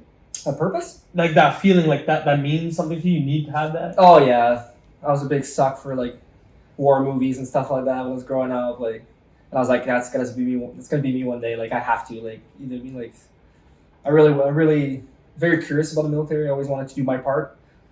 I want to, you know what I mean? Like, I want to be involved. I don't want to be just this guy that goes through your life and at the end of, as you're on your dying bed, if you wish, to be like, what have I done with my life? Do you know what I mean? When do you start having that kind of perspective or that attitude? When I was sitting in the trucks waiting for like the chemical fertilizer, because I had to bring water for like those big sprayers that goes in the field, right? So you bring water and then you fill up that big machine, it goes and sprays, and then you go get new water and you wait, right? So like most of my days are like consist of me like just sitting in a truck listening to radio, right? And I just contemplating like, where's my life going? Like, what am I doing? Like, I feel like there's always something missing. Like, any job I did, I was like, there's something missing. And then this one time, I was thinking of just leaving, like, either the country or the province and, like, start somewhere new with my fiance at the time. I was like, do you want to just leave? And, like, see, like, maybe this is not our roots here. Like, let's just find something.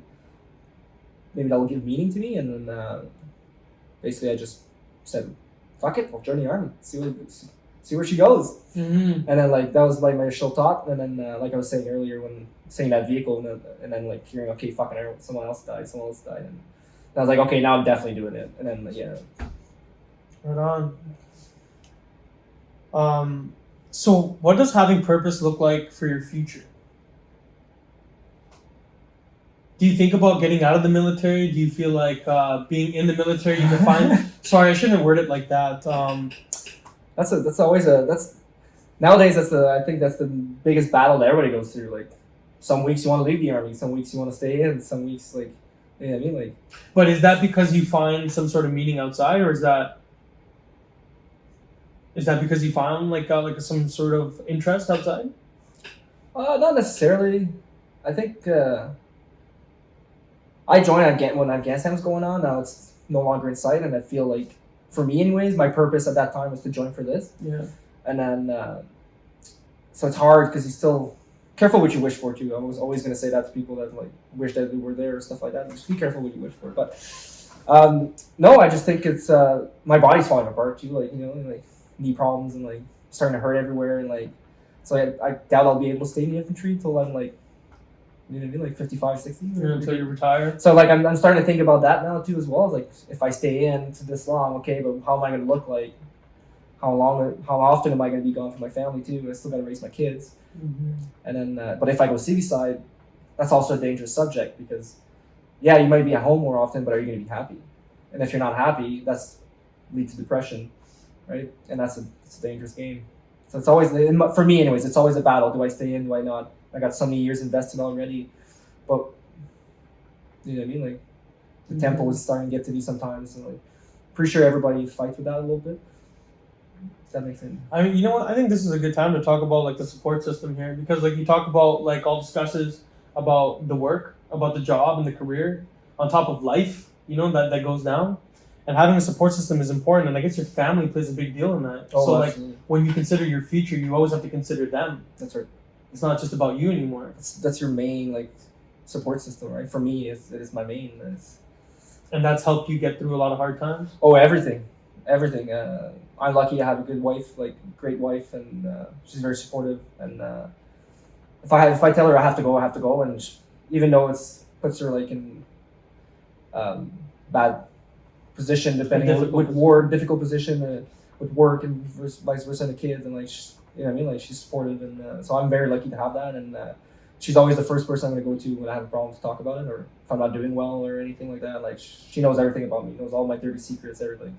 Wives can play a huge role, and like they wear many hats. Oh yeah. They're not just your spouse. They can be like your best friend, your counselor, like the person you go to during all your hard times, man. From like what I gather from talking to people who are married in the military. Absolutely. And that's a major thing. So I think we kind of talked a little bit about like the topic of depression, but like, has depression really affected you? It has, yeah. And I was at one point in my career, I was like gone all the time, like courses, exercises, and deployments, and it just seemed like it wouldn't stop. And I started having like trouble, almost like breathing, and like panic attacks and stuff like that, almost. And I'm too proud to be like to admit it. Like, if anybody asked me, I'd be like, no. But deep down, like, my wife knew, and she's the one that her and then MCpl Daniels at the time is the one that told me, like, you need to, like, something's going on, right, sort of thing. And then so my wife, like I said, like, she wears many hats. She's very busy with me gone all the time, and so she allows me to have chickens, because when I'm gone, she takes care of my chickens. She hates chickens, hates them. She likes the eggs, but hates chickens, right? My bull, I have a bull at home, part of my farm, hates bulls, hates cows. And that thing is just trouble. I call him Houdini because he gets out all the time. He poops in the horse water buckets. You know what I mean? He's just like complete trouble. And she feeds him when I'm gone. You know what I mean? Even though she hates it, she's always there because she knows when I come home, bad day or not, and I'll go and like, not like I say play with my chickens, but you know what I mean? I'll go feed my chickens, and then like, I almost talk to them like a little bit. It's kind of weird, I know, but no. You know what I mean? I'll talk to my chickens, talk to my bull, and my main thing right now that I'm so lucky is that she bought me a baby horse after AMO. Because she has her horse, and we have to bring him home, and they wanted to be two, right? Yeah. And then my biggest thing, and it's still, I guess it can tie into like a camaraderie, I guess, or something like that. Yeah. I've had a horse before. He was 8-year-old, and then the problem with the horses is like they had a bad experience with something, don't remember. They're a very smart animal, right? So if you buy something that's, you don't know how it's been trained or something like that, you might inherit someone else's problem, right? And which was the issue with one of my horse. And so anyways, so she bought me a horse because I was a big fan of like, let's get him as baby, and you imprint on that animal and you train him your way, and he grows up with you. Then you build that bond, that trust, that like, you know what I mean? Like, he'll follow everywhere. He's like a little big like dog basically. Like yesterday, I spent about 20 minutes just petting him on the face, like just rubbing him, and he didn't move. He could go if he wants. He's in a big paddock. No, he chose to stay with me, and like, so I think that's a big stress reliever for me. For like stuff like that, it makes you happy, and so that's important. Having that connection. And that kind of ties into like almost like unit cohesion too, right? Like Yeah. if you had that connection of like the dudes that you work with constantly, and then you came back from Afghanistan, example, or not, or just Latvia or whatever you've been gone through, or hardship of some kind, right? It builds that trust between the team, between you and whoever. That makes sense. Yeah, 100%. Like, this is kind of a sensitive topic, so I don't know if you feel comfortable talking about it. But like, did people do you know people who experienced like suicide? Yes. So yeah, the one guy I want to talk about was Justin Stark. He was one of our reservists within my section, and we had, like I know I've mentioned before, like my section, we had a great unity. Like there was no fighting. There was nobody trying to be like, oh, I'm better soldier than you are. Like everybody was dudes, right? So we had Rico, Brown, Travis Glover was our other reservist, and then Stark, Justin, and then like the thing is like nobody knew about this, right? Like nobody knew he suffered from depression, I guess, or whatever happened, because we came back from tour and he went to become a personal trainer. Last time I spoke to him, and then he just left, and then all of a sudden I get a phone call from Sergeant Brown now, but like let's go Brown at the time, like, hey, like this happened, right? And then like That he committed suicide? committed suicide, yeah. And then the first thing I remember is like, why did he come here? Like we're best friends, man. Like, you know what I mean? Like I was closer to these guys than my own family, my own brothers. You know what I mean? Like, and then I just couldn't believe it. And like, it's too bad I didn't have that support system that I have.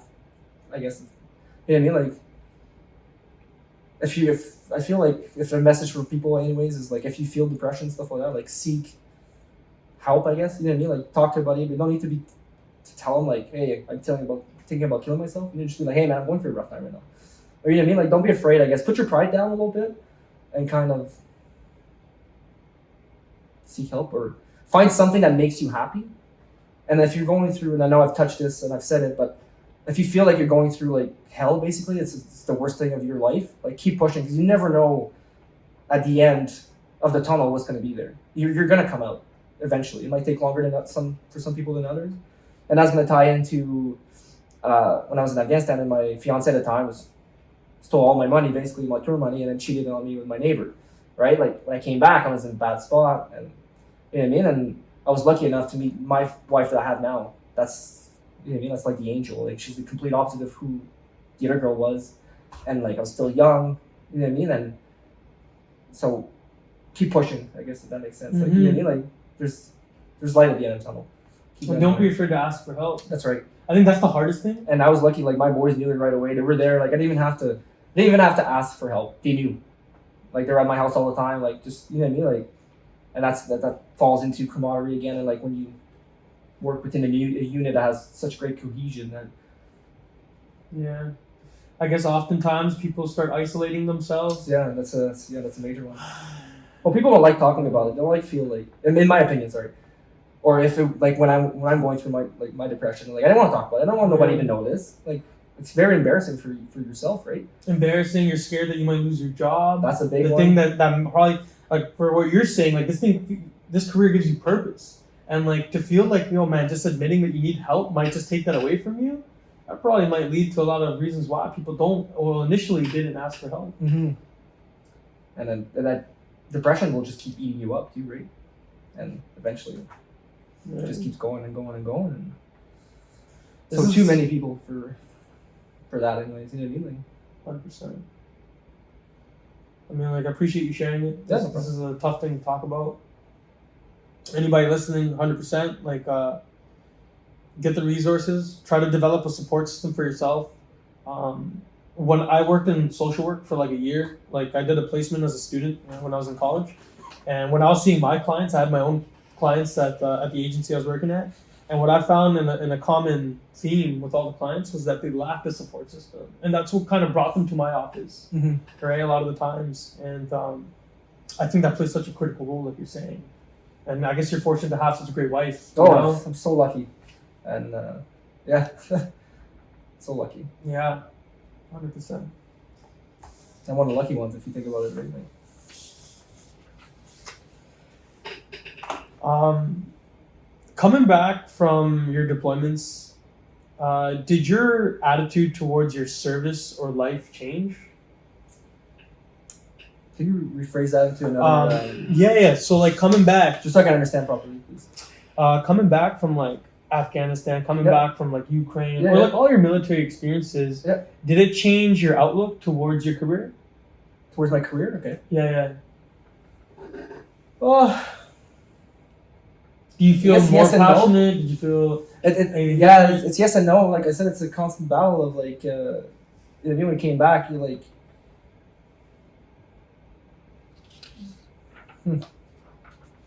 yeah, I would say so. Makes you, like, especially if you had a positive arrangement or a positive experience, I should say. Like, when I came back from Ukraine, like I knew there was kind of a rotation, so it was like the chances are when I come back, like I want to be a sergeant, I want to come back as a master corporal again, do the exact same thing, right? So it kind of pushes you like, yeah, I want to become to that rank level. That makes sense. And for Afghanistan-wise purposes, when I came back, no, because at that point that's when I was going through my issues anyway. So like at this point, I just wanted, like, I needed a break, sort of thing. Did it change your perspective on camaraderie? Did it mean something more to you? Oh, absolutely, 100%. Afghanistan, especially, absolutely. Even Ukraine too, with Serge Solomon.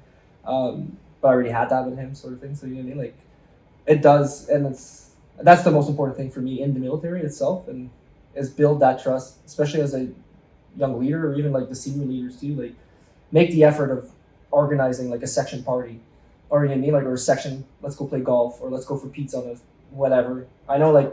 What do you say to the guys who are like, man, I don't want to do that on my Friday, or I don't want to spend time doing Perfect. that We'll do it on a Wednesday then. Yeah, Do you know what I mean? Like, find a day that works for you, and like, and then you know what I mean. Like, not everybody's suited for what I'm talking about either, right? And this is another reason I believe I was so lucky with my team that I left with, is that everybody was in that boat. Everybody was young, right? Like, I understand there's different ages, and like people have like, well, I can't, the kids are here, but like, you know what I mean? Like, find a way. There's no reason, like, or take him for PT in the morning. Like, okay, well, ask, say, your chain command example. Can I take him for all morning, do your PT, and then go somewhere, go to like the beach, Kiska Beach, and play some games or something? Because we used to do that a lot before we deployed. You got to get that FaceTime with the guys. That's right. You need to know them very personally, and that will help you, in my opinion, to see when something's that's different a little bit. And you know what I mean? Like, and they'll feel more comfortable talking to you, because like the problem right now is we're being pushed around everywhere. They're like, okay, you're here for like 4 or 5 months. Okay, now you're gone somewhere else. And like, Right. It's hard to build that. You know what I mean? That bond, if you wish. And like, even looking at it when it comes to other things in life, that's like pattern of life, right? Like, how can you identify flags? Like, if something is wrong, if you don't spend enough time getting to know them, to know what their normal That's pattern right. of life is. And then that's when you spend that time with them, you start realizing when things are off. Mm-hmm. Because you could have a guy who's an introvert, which means like, you know, you're not very outgoing, you're not very outspoken. And if you always know that, then you might have a way to figure out when that guy might be off. Because those might be the harder ones, I guess, to like identify flags, are the ones who don't really communicate in general. Fair enough, yeah. But yeah, 100%. So let's carry on with the next topic of self-improvement, man. Oh boy. Right on. There's a lot in that. Is self-improvement important to you? Yes. Okay, can you tell me why? You should always strive to be the better person that you are, or even better than what you are. And I've learned that for you too. I remember you telling me that to me for too. And I see, again, like, I know I'm going to keep talking about, but like Sergeant Myers too, you know, he always like pushed you, push. And you never, like, in my opinion, you never want to stay in the same, whatever, baseline, if you wish. Like, get stronger, get smarter, whatever, you know what I mean? Like, always try to improve. And I know it's hard. Like, I know for me, like, too, physical fitness, I can always improve, but it's hard. But it's something that it will make you happier, I believe, at the end. It'll be hard, maybe, the journey, depending on what you're going for. But after, when you're looking back, like, wow, that wasn't so bad, sort of thing, and make you happy. 100%. Like, one of the guys I really look up to and I read about, like David Goggins. Like, man, this guy's like my Lord and Savior, yo. But Goggins, like, he says some stuff like, he's like, yo, people look at the crazy stuff that I do, and he goes through a lot of activities that cause a lot of suffering, right? A lot of things that you'd be like, I'm never doing that, or why would anybody do that? You know, like do a tire flip for like 2 miles or something, like something crazy, you know? But what he says is like, man, people look at me and they don't understand, like, I'm happy. And it's like, what I'm doing isn't fun, but it's not about having fun, it's about being happy. And like, I guess sometimes people mistake one for the other. But in reality, some of that suffering plays a huge role in teaching yourself a lot of things about life and about yourself. That leads to you understanding and appreciating being happy a lot more, I feel like. I mean, it's a very vague way of putting it. That makes sense for sure. When it comes to self-improvement, did you ever suck at something you cared about, like in the military? Or just in general? Squats. Squats? Okay. As you can tell.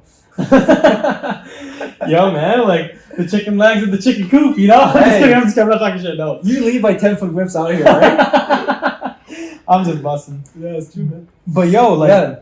yeah, tell me about that. But it's something that I've never been good at. I try to keep going, and it's something that, like that's just something minimal there I'm talking about. But Are you doing something like right now? yeah, well, like try to squat more and like stay at home and stuff like that, and you try to improve your endurance and stuff like that, and more running and rucking. Like that was a big one too, rucking at first. I sacked. I was like, I had a hard time. Like I finished it, but I wasn't really happy with my performance on the BFT from basic, and then I went from that to completing the CPC. You know what I mean? Like something like so not moving away from it. That's right. But moving more towards that, and like spending more time in it, whatever that deficiency is. Yeah, for sure. Yeah. So if the only way to get better at rucking is to ruck, that's right. You know, it's gonna suck. Yeah, I guess. Yeah, 100%. Do you do things to practice like self-improvement in general? Like, no, I think it's in my mind. I'm a very proud person, like very, very proud person. And if it's something that doesn't sit well with me, like I'm going to try to fix it, and I'm going to have to fix it because at the same time I'm very OCD. So if I don't like something, I don't like it. I'm going to have to change it. So it's kind of like that, but in my mind, sort of thing. So that's basically my motivation for. Do you have a way you like to learn? I learn more with my hands, like if I'm actually doing it. Like if you explain it to me, I won't understand it. I'm a very hands-on person, and like I'm like physical. So if I actually physically do it, then I'll be a lot better to learn than explaining or seeing someone do it. So you've been an instructor and you taught courses. So do you look for that in your candidates? Do you kind of like look out for like, yo, if this guy's having a hard time, why is that? And like, does he have a way of learning? Yeah, I tried to, especially when I was in Meaford. That was my first time teaching TP1 candidates, and I tried to be like the relaxed instructor too. You know what I mean? Like not too much screaming at him and stuff like that. I was trying to like pick, okay, this guy's really. If you raise your voice at him, like he's just gonna go right in the block. So like, okay, I can't do that with him. You know what I mean? Like, yeah, I did. Yeah. What would you say to someone who says they don't have the time to dedicate to like, I don't know, self-improvement? You know, that's a hard one. I haven't got time to work on that, man. Yeah. It depends how much it means to you, right? Because I can also say that, like, I don't have time to do this because I got family, I got a farm, I got the animals, I got to feed them every night, morning, I got to go to work. But I do enjoy sometimes reading a book or playing a video game, right? Or watching TV, like, after supper with my wife or something. You know what I mean? Like, so I can tell you right now I don't have time to improve in, I don't know, like, my English writing or French writing or whatever, right? Because at this point it doesn't mean that much to me. Right. But if something that means to you, like, then you would find ways of like, hey, well, I'm going to cut that TV hour, or instead of playing video games on Saturday for 6 hours, I'm just saying, then maybe you can dedicate, you know what I mean? Yeah, you'll make that time if it's significant to you. To you, yeah. So it has to matter to you. And if you, I guess, it has to be important, yeah. If you're a leader and you want a subordinate to get better at something, you got to communicate the importance of it to them and really sell it. Yes. Yeah, yes. And that was a good thing for back in the Afghanistan days because there's so many people that wanted your spot that, like, if you didn't perform or you weren't up to standard, you'd get cut. And nobody wants that. There's that healthy competitive nature. That's right. And there's everybody there trying to better themselves on whatever the case was, right? And I find I'm starting to not see that as men. And I'm guilty of that as well. Like, I'll be very honest with you. That's just like, you know what I mean? Like, and, you know, we can kind of talk about that because that comes down to, like the attitude of what's happening right now. Like, we're no longer directly fighting in war, right? Like Afghanistan era. And I remember joining the military during that time and then seeing a change occur.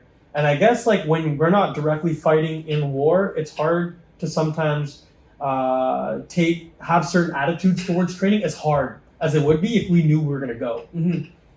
That falls under motivation and like. But then, Yeah. as a soldier, you're expected to. As a soldier, you're expected to carry that kind of level of motivation and attitude. Mm-hmm. But at the same time, we're still people.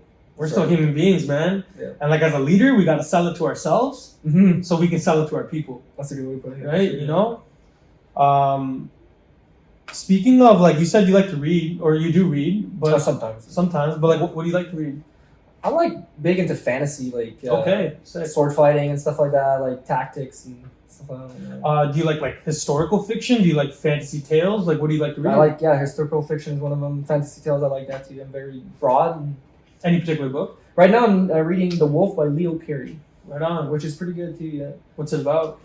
It's basically two types of tribes.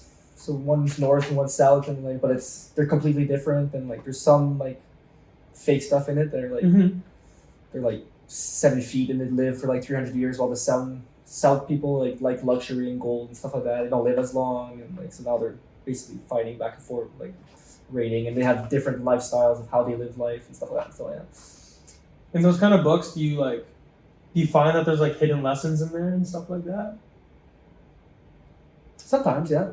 I'm reading a book right now. It's called The Last of the Amazons by Stephen Pressfield. It's a pretty dope book. Okay. It's about like this female warrior tribe in like, I guess it's like Eastern Europe, like that area of Greece, right?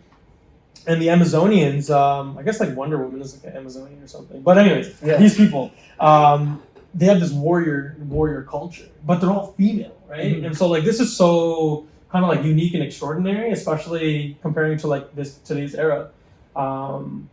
And when you read about that stuff, you start realizing like the attitude and the culture of these people. This is historical fiction, so there's a lot of history involved in the writing of the book, but there's also a little bit of that spice of fiction and fantasy. But it's so amazing because you start realizing a lot of things and like hidden lessons. Because that book, even though it's like historical fiction, there's like aspects of leadership in the book where they talk about that stuff. There's aspects of camaraderie. Like culture. Okay, if you read it that way, then like that kind of stuff. Okay, yeah. And like, so I found a lot of that in the book, man. And I'm like, holy, like, these are like female warriors, and I'm learning right now about like aspects of leadership from these people, Well, technically Stephen Pressfield, but like he's communicating on behalf of these people, you know what I mean? Like, it's dope. And I love it. Because sometimes I used to not like reading, And I think it was because I never found the right stuff that appealed to me, It's a big one, Yeah. Yo, when it comes to self-improvement, is being uncomfortable a big part of that? Absolutely. I think so. Which is kind of funny because we're going to go back to Sergeant Stonewhite. At that time, the corporal, and then we had a competition when we were overseas with a guy named St. Pierre, and he's a little bit bigger than me, but basically my physique. So we had a competition, who can gain the most like muscle within 1 month. And then so Steve was training me. And he's just this big guy, right? Like, so he's giving me all the tips, and him and Fawcett. And then we're working out and stuff like that. And he told me, he's like, if you do a workout and you're not like trying to cheat, you're not working hard enough. So you know what I mean? So if you're doing a pull up and you don't kick or like anything, like you're not working hard enough. You're going to keep going until you start kicking. I mean, he said it more like it has to be uncomfortable enough to you to create like, blah, blah, blah. You know what I mean? And I strongly believe that like anything you want, because if you don't push yourself to the point of like almost in your own mind and like I can't do this, or you know what I mean, like wow, if you're suffering, then you're improving on something. Either you're improving on your own discipline yourself, right? Your resiliency and like endurance, everything, right? Like, like when you were describing your AMO experience or your CTO experience, like being on those courses and then dealing with the home life and like all that stress, and you like having those moments in your car, man. Like, that kind of sounds like you were like kind of that outside that comfort zone of all the stress that's being put on you. I was very lucky too. Yeah, I was outside my comfort zone on CTO especially because I did my BMO in like 2013, right? And then like you get there and you're expected to know like so much stuff, and like it's just coming. And the Van Doos that were there, they got all this pre-training beforehand, and like they were good to go. And it turns out they're like some of my best friends now because then some of them were on AMO, and like they basically text me, like we text each other, I should say, like once a week. Because you know what I mean? Like we had a good camaraderie again there, right? Which is amazing. And like I was always outside my comfort zone on that course. Like you know what I mean? Like any day I was like, this is the day I go home. Like you know what I mean? Like fuck it. And then these boys are like, you got this, man. Like it's good to go. And I think right on. It's kind of like we had a good group of like gonna help you out. Like, we're gonna make things work. You know what I mean? Like, Yeah, camaraderie was there during that difficult time. that's right. Helps you get through it, eh? Oh, 100%. Yeah. Unit culture. Is that important to you? Yes. Why? The culture and like the heritage. Like, Mhm. we're gonna get into that. Culture, like heritage, traditions, Yeah. Okay. values. I think it's important because that's basically where you come from. Like your family name too, if you think about it, if you put it in perspective, right? Like, I remember, Sergeant Major Jones. He told me that like the most important thing is your family name. Never lose that, right? Like you never want to hear about somebody like, oh, I know that guy. Just, you know what I mean? Like, oh, he's not good or he's really good. Like, you know what I mean? You gotta protect that and like that where that comes from. Like, you gotta nurture that and like push that, right? And for me, that's important for my family name, and I find it's important for the Army as well because we're all filling in someone else's boots that was here before us, and whatever their struggles at that time, or like, and it goes back, like, you know what I mean, like insane. And how you keep your culture is how you keep your identity, and if that makes any kind of sense, or your heritage, right? So tradition, heritage, for sure, it's extremely important. And that comes down to like the way we look and carry ourselves. That's right. Yeah, following discipline and stuff like that, and to even that etiquette at work, you know, like how we communicate with people. you You know, and like sometimes you don't have to go out of your way to be extra respectful to somebody, but like having that kind of value of culture, knowing like, yo, these guys are veterans, for example, you might have a little bit more appreciation to be like, yo, you know what, man, like when this guy's talking, you really need to shut up. Like, Yeah. you know, sometimes I had that, and it's like we're all peers though, but like that culture's there where it's like, yo, we're in the military, and at the same time, he's a veteran too. So like, how about like, yo, we just really like keep our opinions to ourselves and just give him the time to like hear him talk too. yeah, give them time to You say know? something, and then if you want to talk about that, That's more or less at a very junior level. yeah, that falls into discipline too. But then like, Yeah. then this is why it's hard for me to speculate too, right? Because like retention issues and stuff like that, it's hard to. I'm gonna say that politically, like, you know what I mean, like it's hard to get rid of people, or some people that maybe don't belong in the infantry. And They don't blend in with the culture. Don't blend in in with the that culture, sense, yeah. but then, you know what I mean, we need the people, we need the bodies. Like, Yeah. So it kind of sneak through, I guess, you know what I mean? Like, I don't You know. gotta feed the machine, That's right, yeah. but hopefully we don't sacrifice that aspect of our culture. But that's where it becomes for you as a, you know what I mean, as my opinion as a leader or junior leader, Yeah. like try to bring that back. You can try as much as you can, you know what I mean? Like, Essentially, like a gatekeeper for like one RCR is to be like a Master Corporal Sergeant. You want to keep promoting that one RCR culture. And if we lose that attitude that's important to us, then we'll start losing it. You know? Yeah. Yeah. The times are changing. You gotta change with the times, I guess, you know what I mean? That too, for Yeah. sure. What's being RCR mean to you? Everything.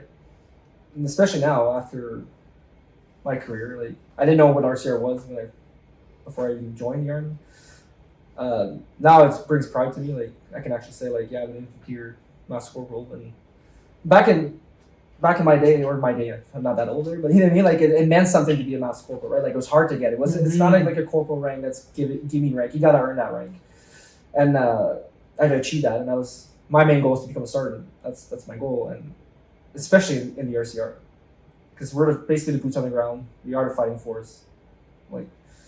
And yeah, 100%. Tattoos, man. Like I feel like sometimes tattoos play a role in unit culture, and I see you got a regimental tat. So yo, like, can you explain to me, like, you obviously got that tattoo somewhere, like on your hand, because like it means something to you. When did you get it?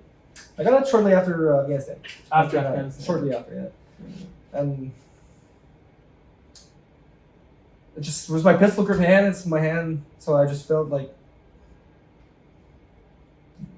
my unit will guide my hand, I guess. Oh, fair enough, man. Yeah. And it's something I always see and I always look at it, and it makes you reminisce about, like, don't forget who you are and where you came from, what you've done. You might seem like maybe you're not capable of something, but keep it in the back of your mind, like, you've been through all this and you're still kicking and screaming, and keep fighting. Right on. Yeah. Remembrance Day. Yes. Has Remembrance Day has the significance of Remembrance Day changed for you in your military career? Did you have a different opinion on it, like before Afghanistan? Yes. Every time I was growing up, like that was important for me. Like I always like I said, like I was looking at it. I mean, like Remembrance Day for me was everything growing up. Like this was super important. Growing up? Growing up, yes. Wow. I was like, these guys, like, I can't believe these guys, like, you know what I mean? Like, trench warfare, you know, you hear that in history class, you're like, wow, like, that's insane, right? Like, for so long, and the conditions they lived in, and, like, how are these, like, how can you do that, like, mentally and everything, right? Like, I just always were in awe of these guys, like, World War II, World War One era, and stuff like that. And now, like, not that I don't like it, but you know what I mean? I used to be, like, always like, oh, these guys are amazing. Now I'm there, and, like, I don't want people to look at me that way. I don't want people like, oh, thank you for your service. Like, no, I'm not doing that for you. I'm doing it for me. Mm-hmm. You know what I mean? So, like, Remembrance Day is still very important to me for that same aspect. But yes, it's changed now because I'd rather not be in uniform parading in front of people. Like, you know what I mean? I don't want to parade in front of people. I'd rather do, like, our group. You're not doing it for the attention. That's right. And I feel like it seems like it's that way a little bit sometimes. Like, with some people, maybe, is the fact. And I don't like to, I know. You don't like to advertise yourself. Yeah. And to like ask for any handouts, I guess, like any of that kind of stuff. Yeah. You don't need someone buying you a beer. Thanking exactly. you for your service. Yeah. No, see, and then you know what I mean? Like people say that, and I cringe, and I'm like, yeah. Yeah, fair enough, man. Right. I get it. Yeah. I get it. Humility. What does humility mean to you? Humble. So, Mm-hmm. What's it mean to be humble? Yeah. Yeah. What does it mean to me? And I don't know, like, be humble. Like, you know what I mean? Like, I hate arrogance. Arrogance is, and I'm guilty of that too sometimes. You know what I mean? Everybody's human, right?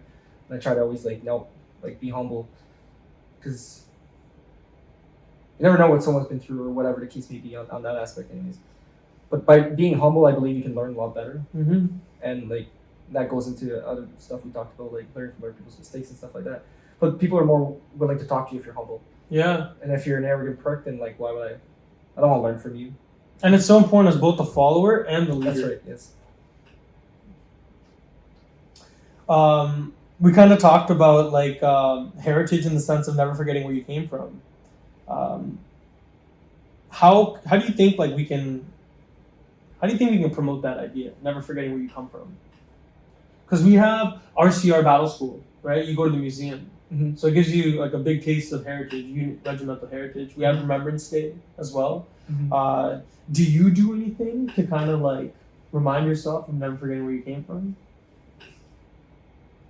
Does the tattoo play that role for you? Yeah, I looked at it. Yeah, that's what I said that earlier. Like, just keep looking at it to like, this is what you've been through, this is what you've done. Like, keep going, like sort of thing, and like, yeah.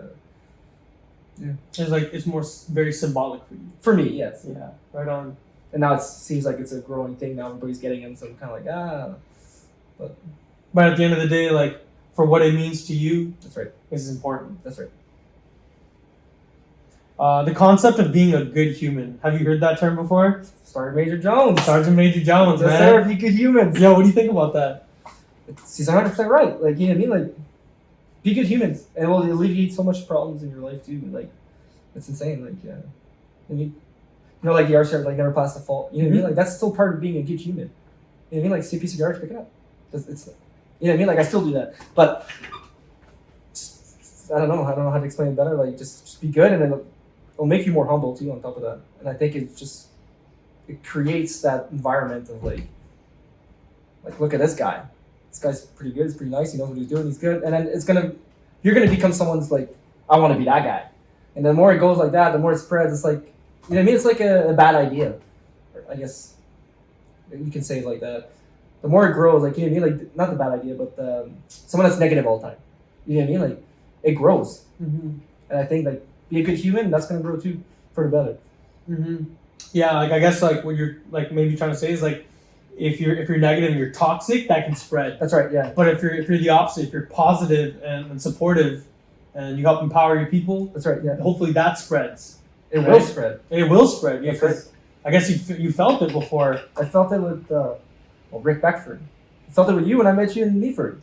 That's when I was going through like my bad times. Like, I was not like, you know what I mean? Like, you were always positive, laughing, and like, you know what I mean? Like, and Daniels. Well, you know Daniels. Oh yeah. You know, Grumpy Daniels. Shout out to Ryan Daniels, man. Yeah, you know what I mean? Like, he was like, it's infectious. I guess that's the word. I don't know if that's a word. I don't know. Mhm. But you know what I mean? Like it's good to have positive people that are smiling all the time. It's not hard to say, hey, how's it going? How was your day? How was your weekend? Even though you don't care. How was your weekend? You know what I mean? That's, I guess, going into the part of being a good human. Yeah.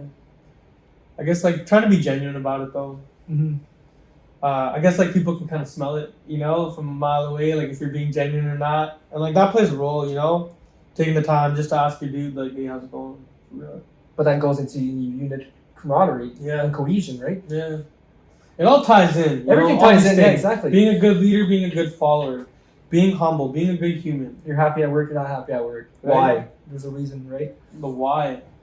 That's like, sometimes you don't need to have the answers, but you gotta ask yourself the proper questions, dude. Yo, for real. Mm-hmm. For real. And asking yourself, why is this important to me, is a big question. That's right.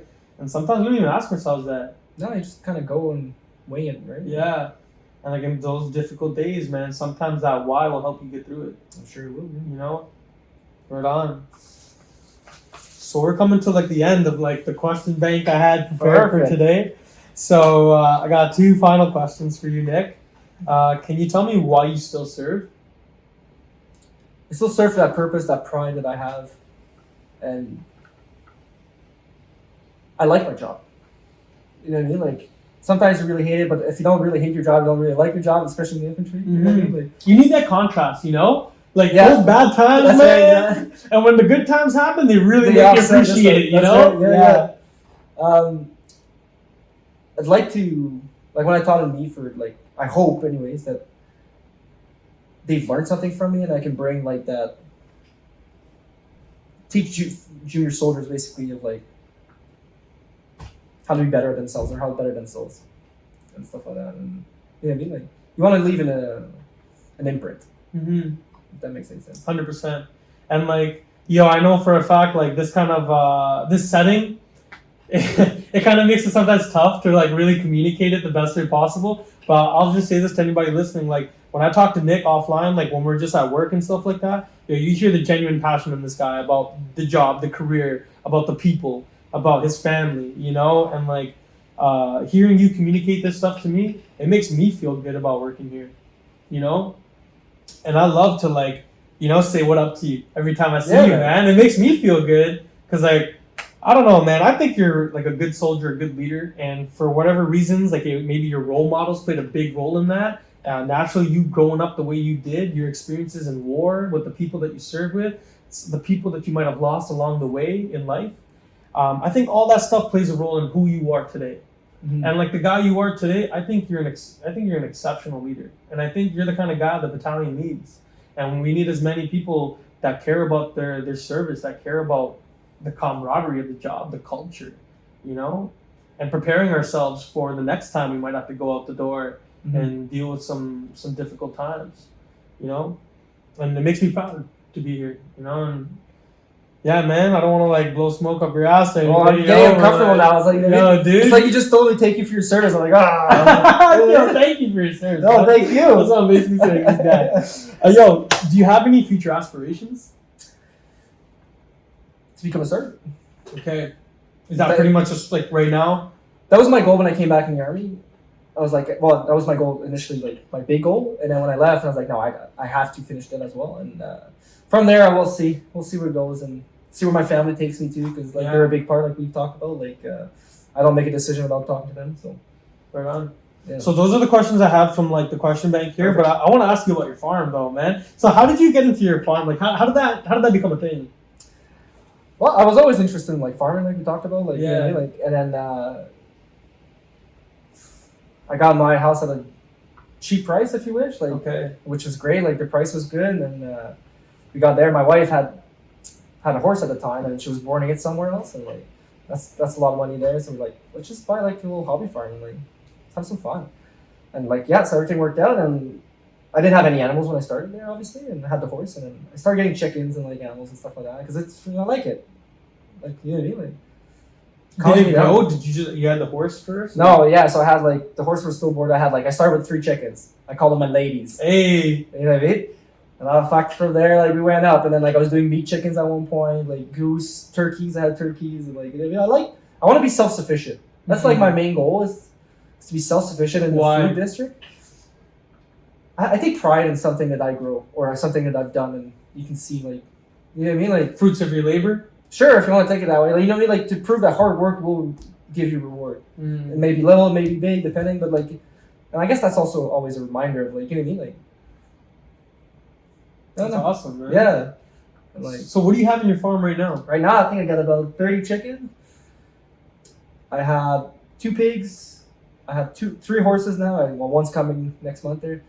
So I have 3 horses, a bull, a dog, Yeah, 2 a kids cat, too. 2 kids. But yeah, it's a busy household. Yeah, that's amazing. And I remember like when we were in Meaford, and you were like kind of like stressing in the wintertime about like your property getting that stuff shoveled I and was stuff. driving every weekend back and forth. Yeah, That's man. crazy. I don't know how you do it. Because my driveway's like 100 meters long, right? Oh, I got a nice tractor too, so. Oh, for sure. Oh yeah. And you got a tough woman too, man. An Oh, amazing yeah. woman as well. You know, Oh, like absolutely. You should probably do that though too, eh? For this is just my suggestion. Like, you know, you want to talk about the Army guys too, but maybe go into like the wife district too. I'd the love girlfriend- to. The support system district, I should say. I'd love to. Yeah. Like, Maybe a suggestion. yo, definitely. We could talk more about that offline and Yeah, for stuff sure. and get that going. Mm-hmm. Like the whole project is about promoting, archiving and promoting our veterans, right, in the battalions. But it's not just as simple as to talk about them, because to talk about the veterans, you know, you gotta like when you explore the veterans, you start seeing that they have a family, you know, a network. Yeah. And it's never just them by themselves that became the person that they are today. That's right. And they're never them by themselves who are accomplishing all the things that they do in their life. They always have like a team of people, That's right. whether it's their wife or their their immediate family or whatever it is. But definitely, I would love to interview probably like some spouses and get their perspective, because that's its own job with its own suffering and But its then own that hardships. comes into the stress of what she's feeling, what you're feeling, and how like Yeah. work's feeling, and then like just that big fucking battleground that you fight at home too, right? Like, Yeah, Yeah. because it's like ups and downs, Yeah, right? for sure. But Nick, thank you so much Yeah, for taking the thank you. time. I would love to have you back again in the future and like explore more. Like, you're an awesome guy, man. So, Thanks for taking the time. Cheers. no problem, man. Hold on. Yo, Nick, let's get like are you okay if we get a picture or something like that? Sure. All right. Oh, fuck. So when I promote this, like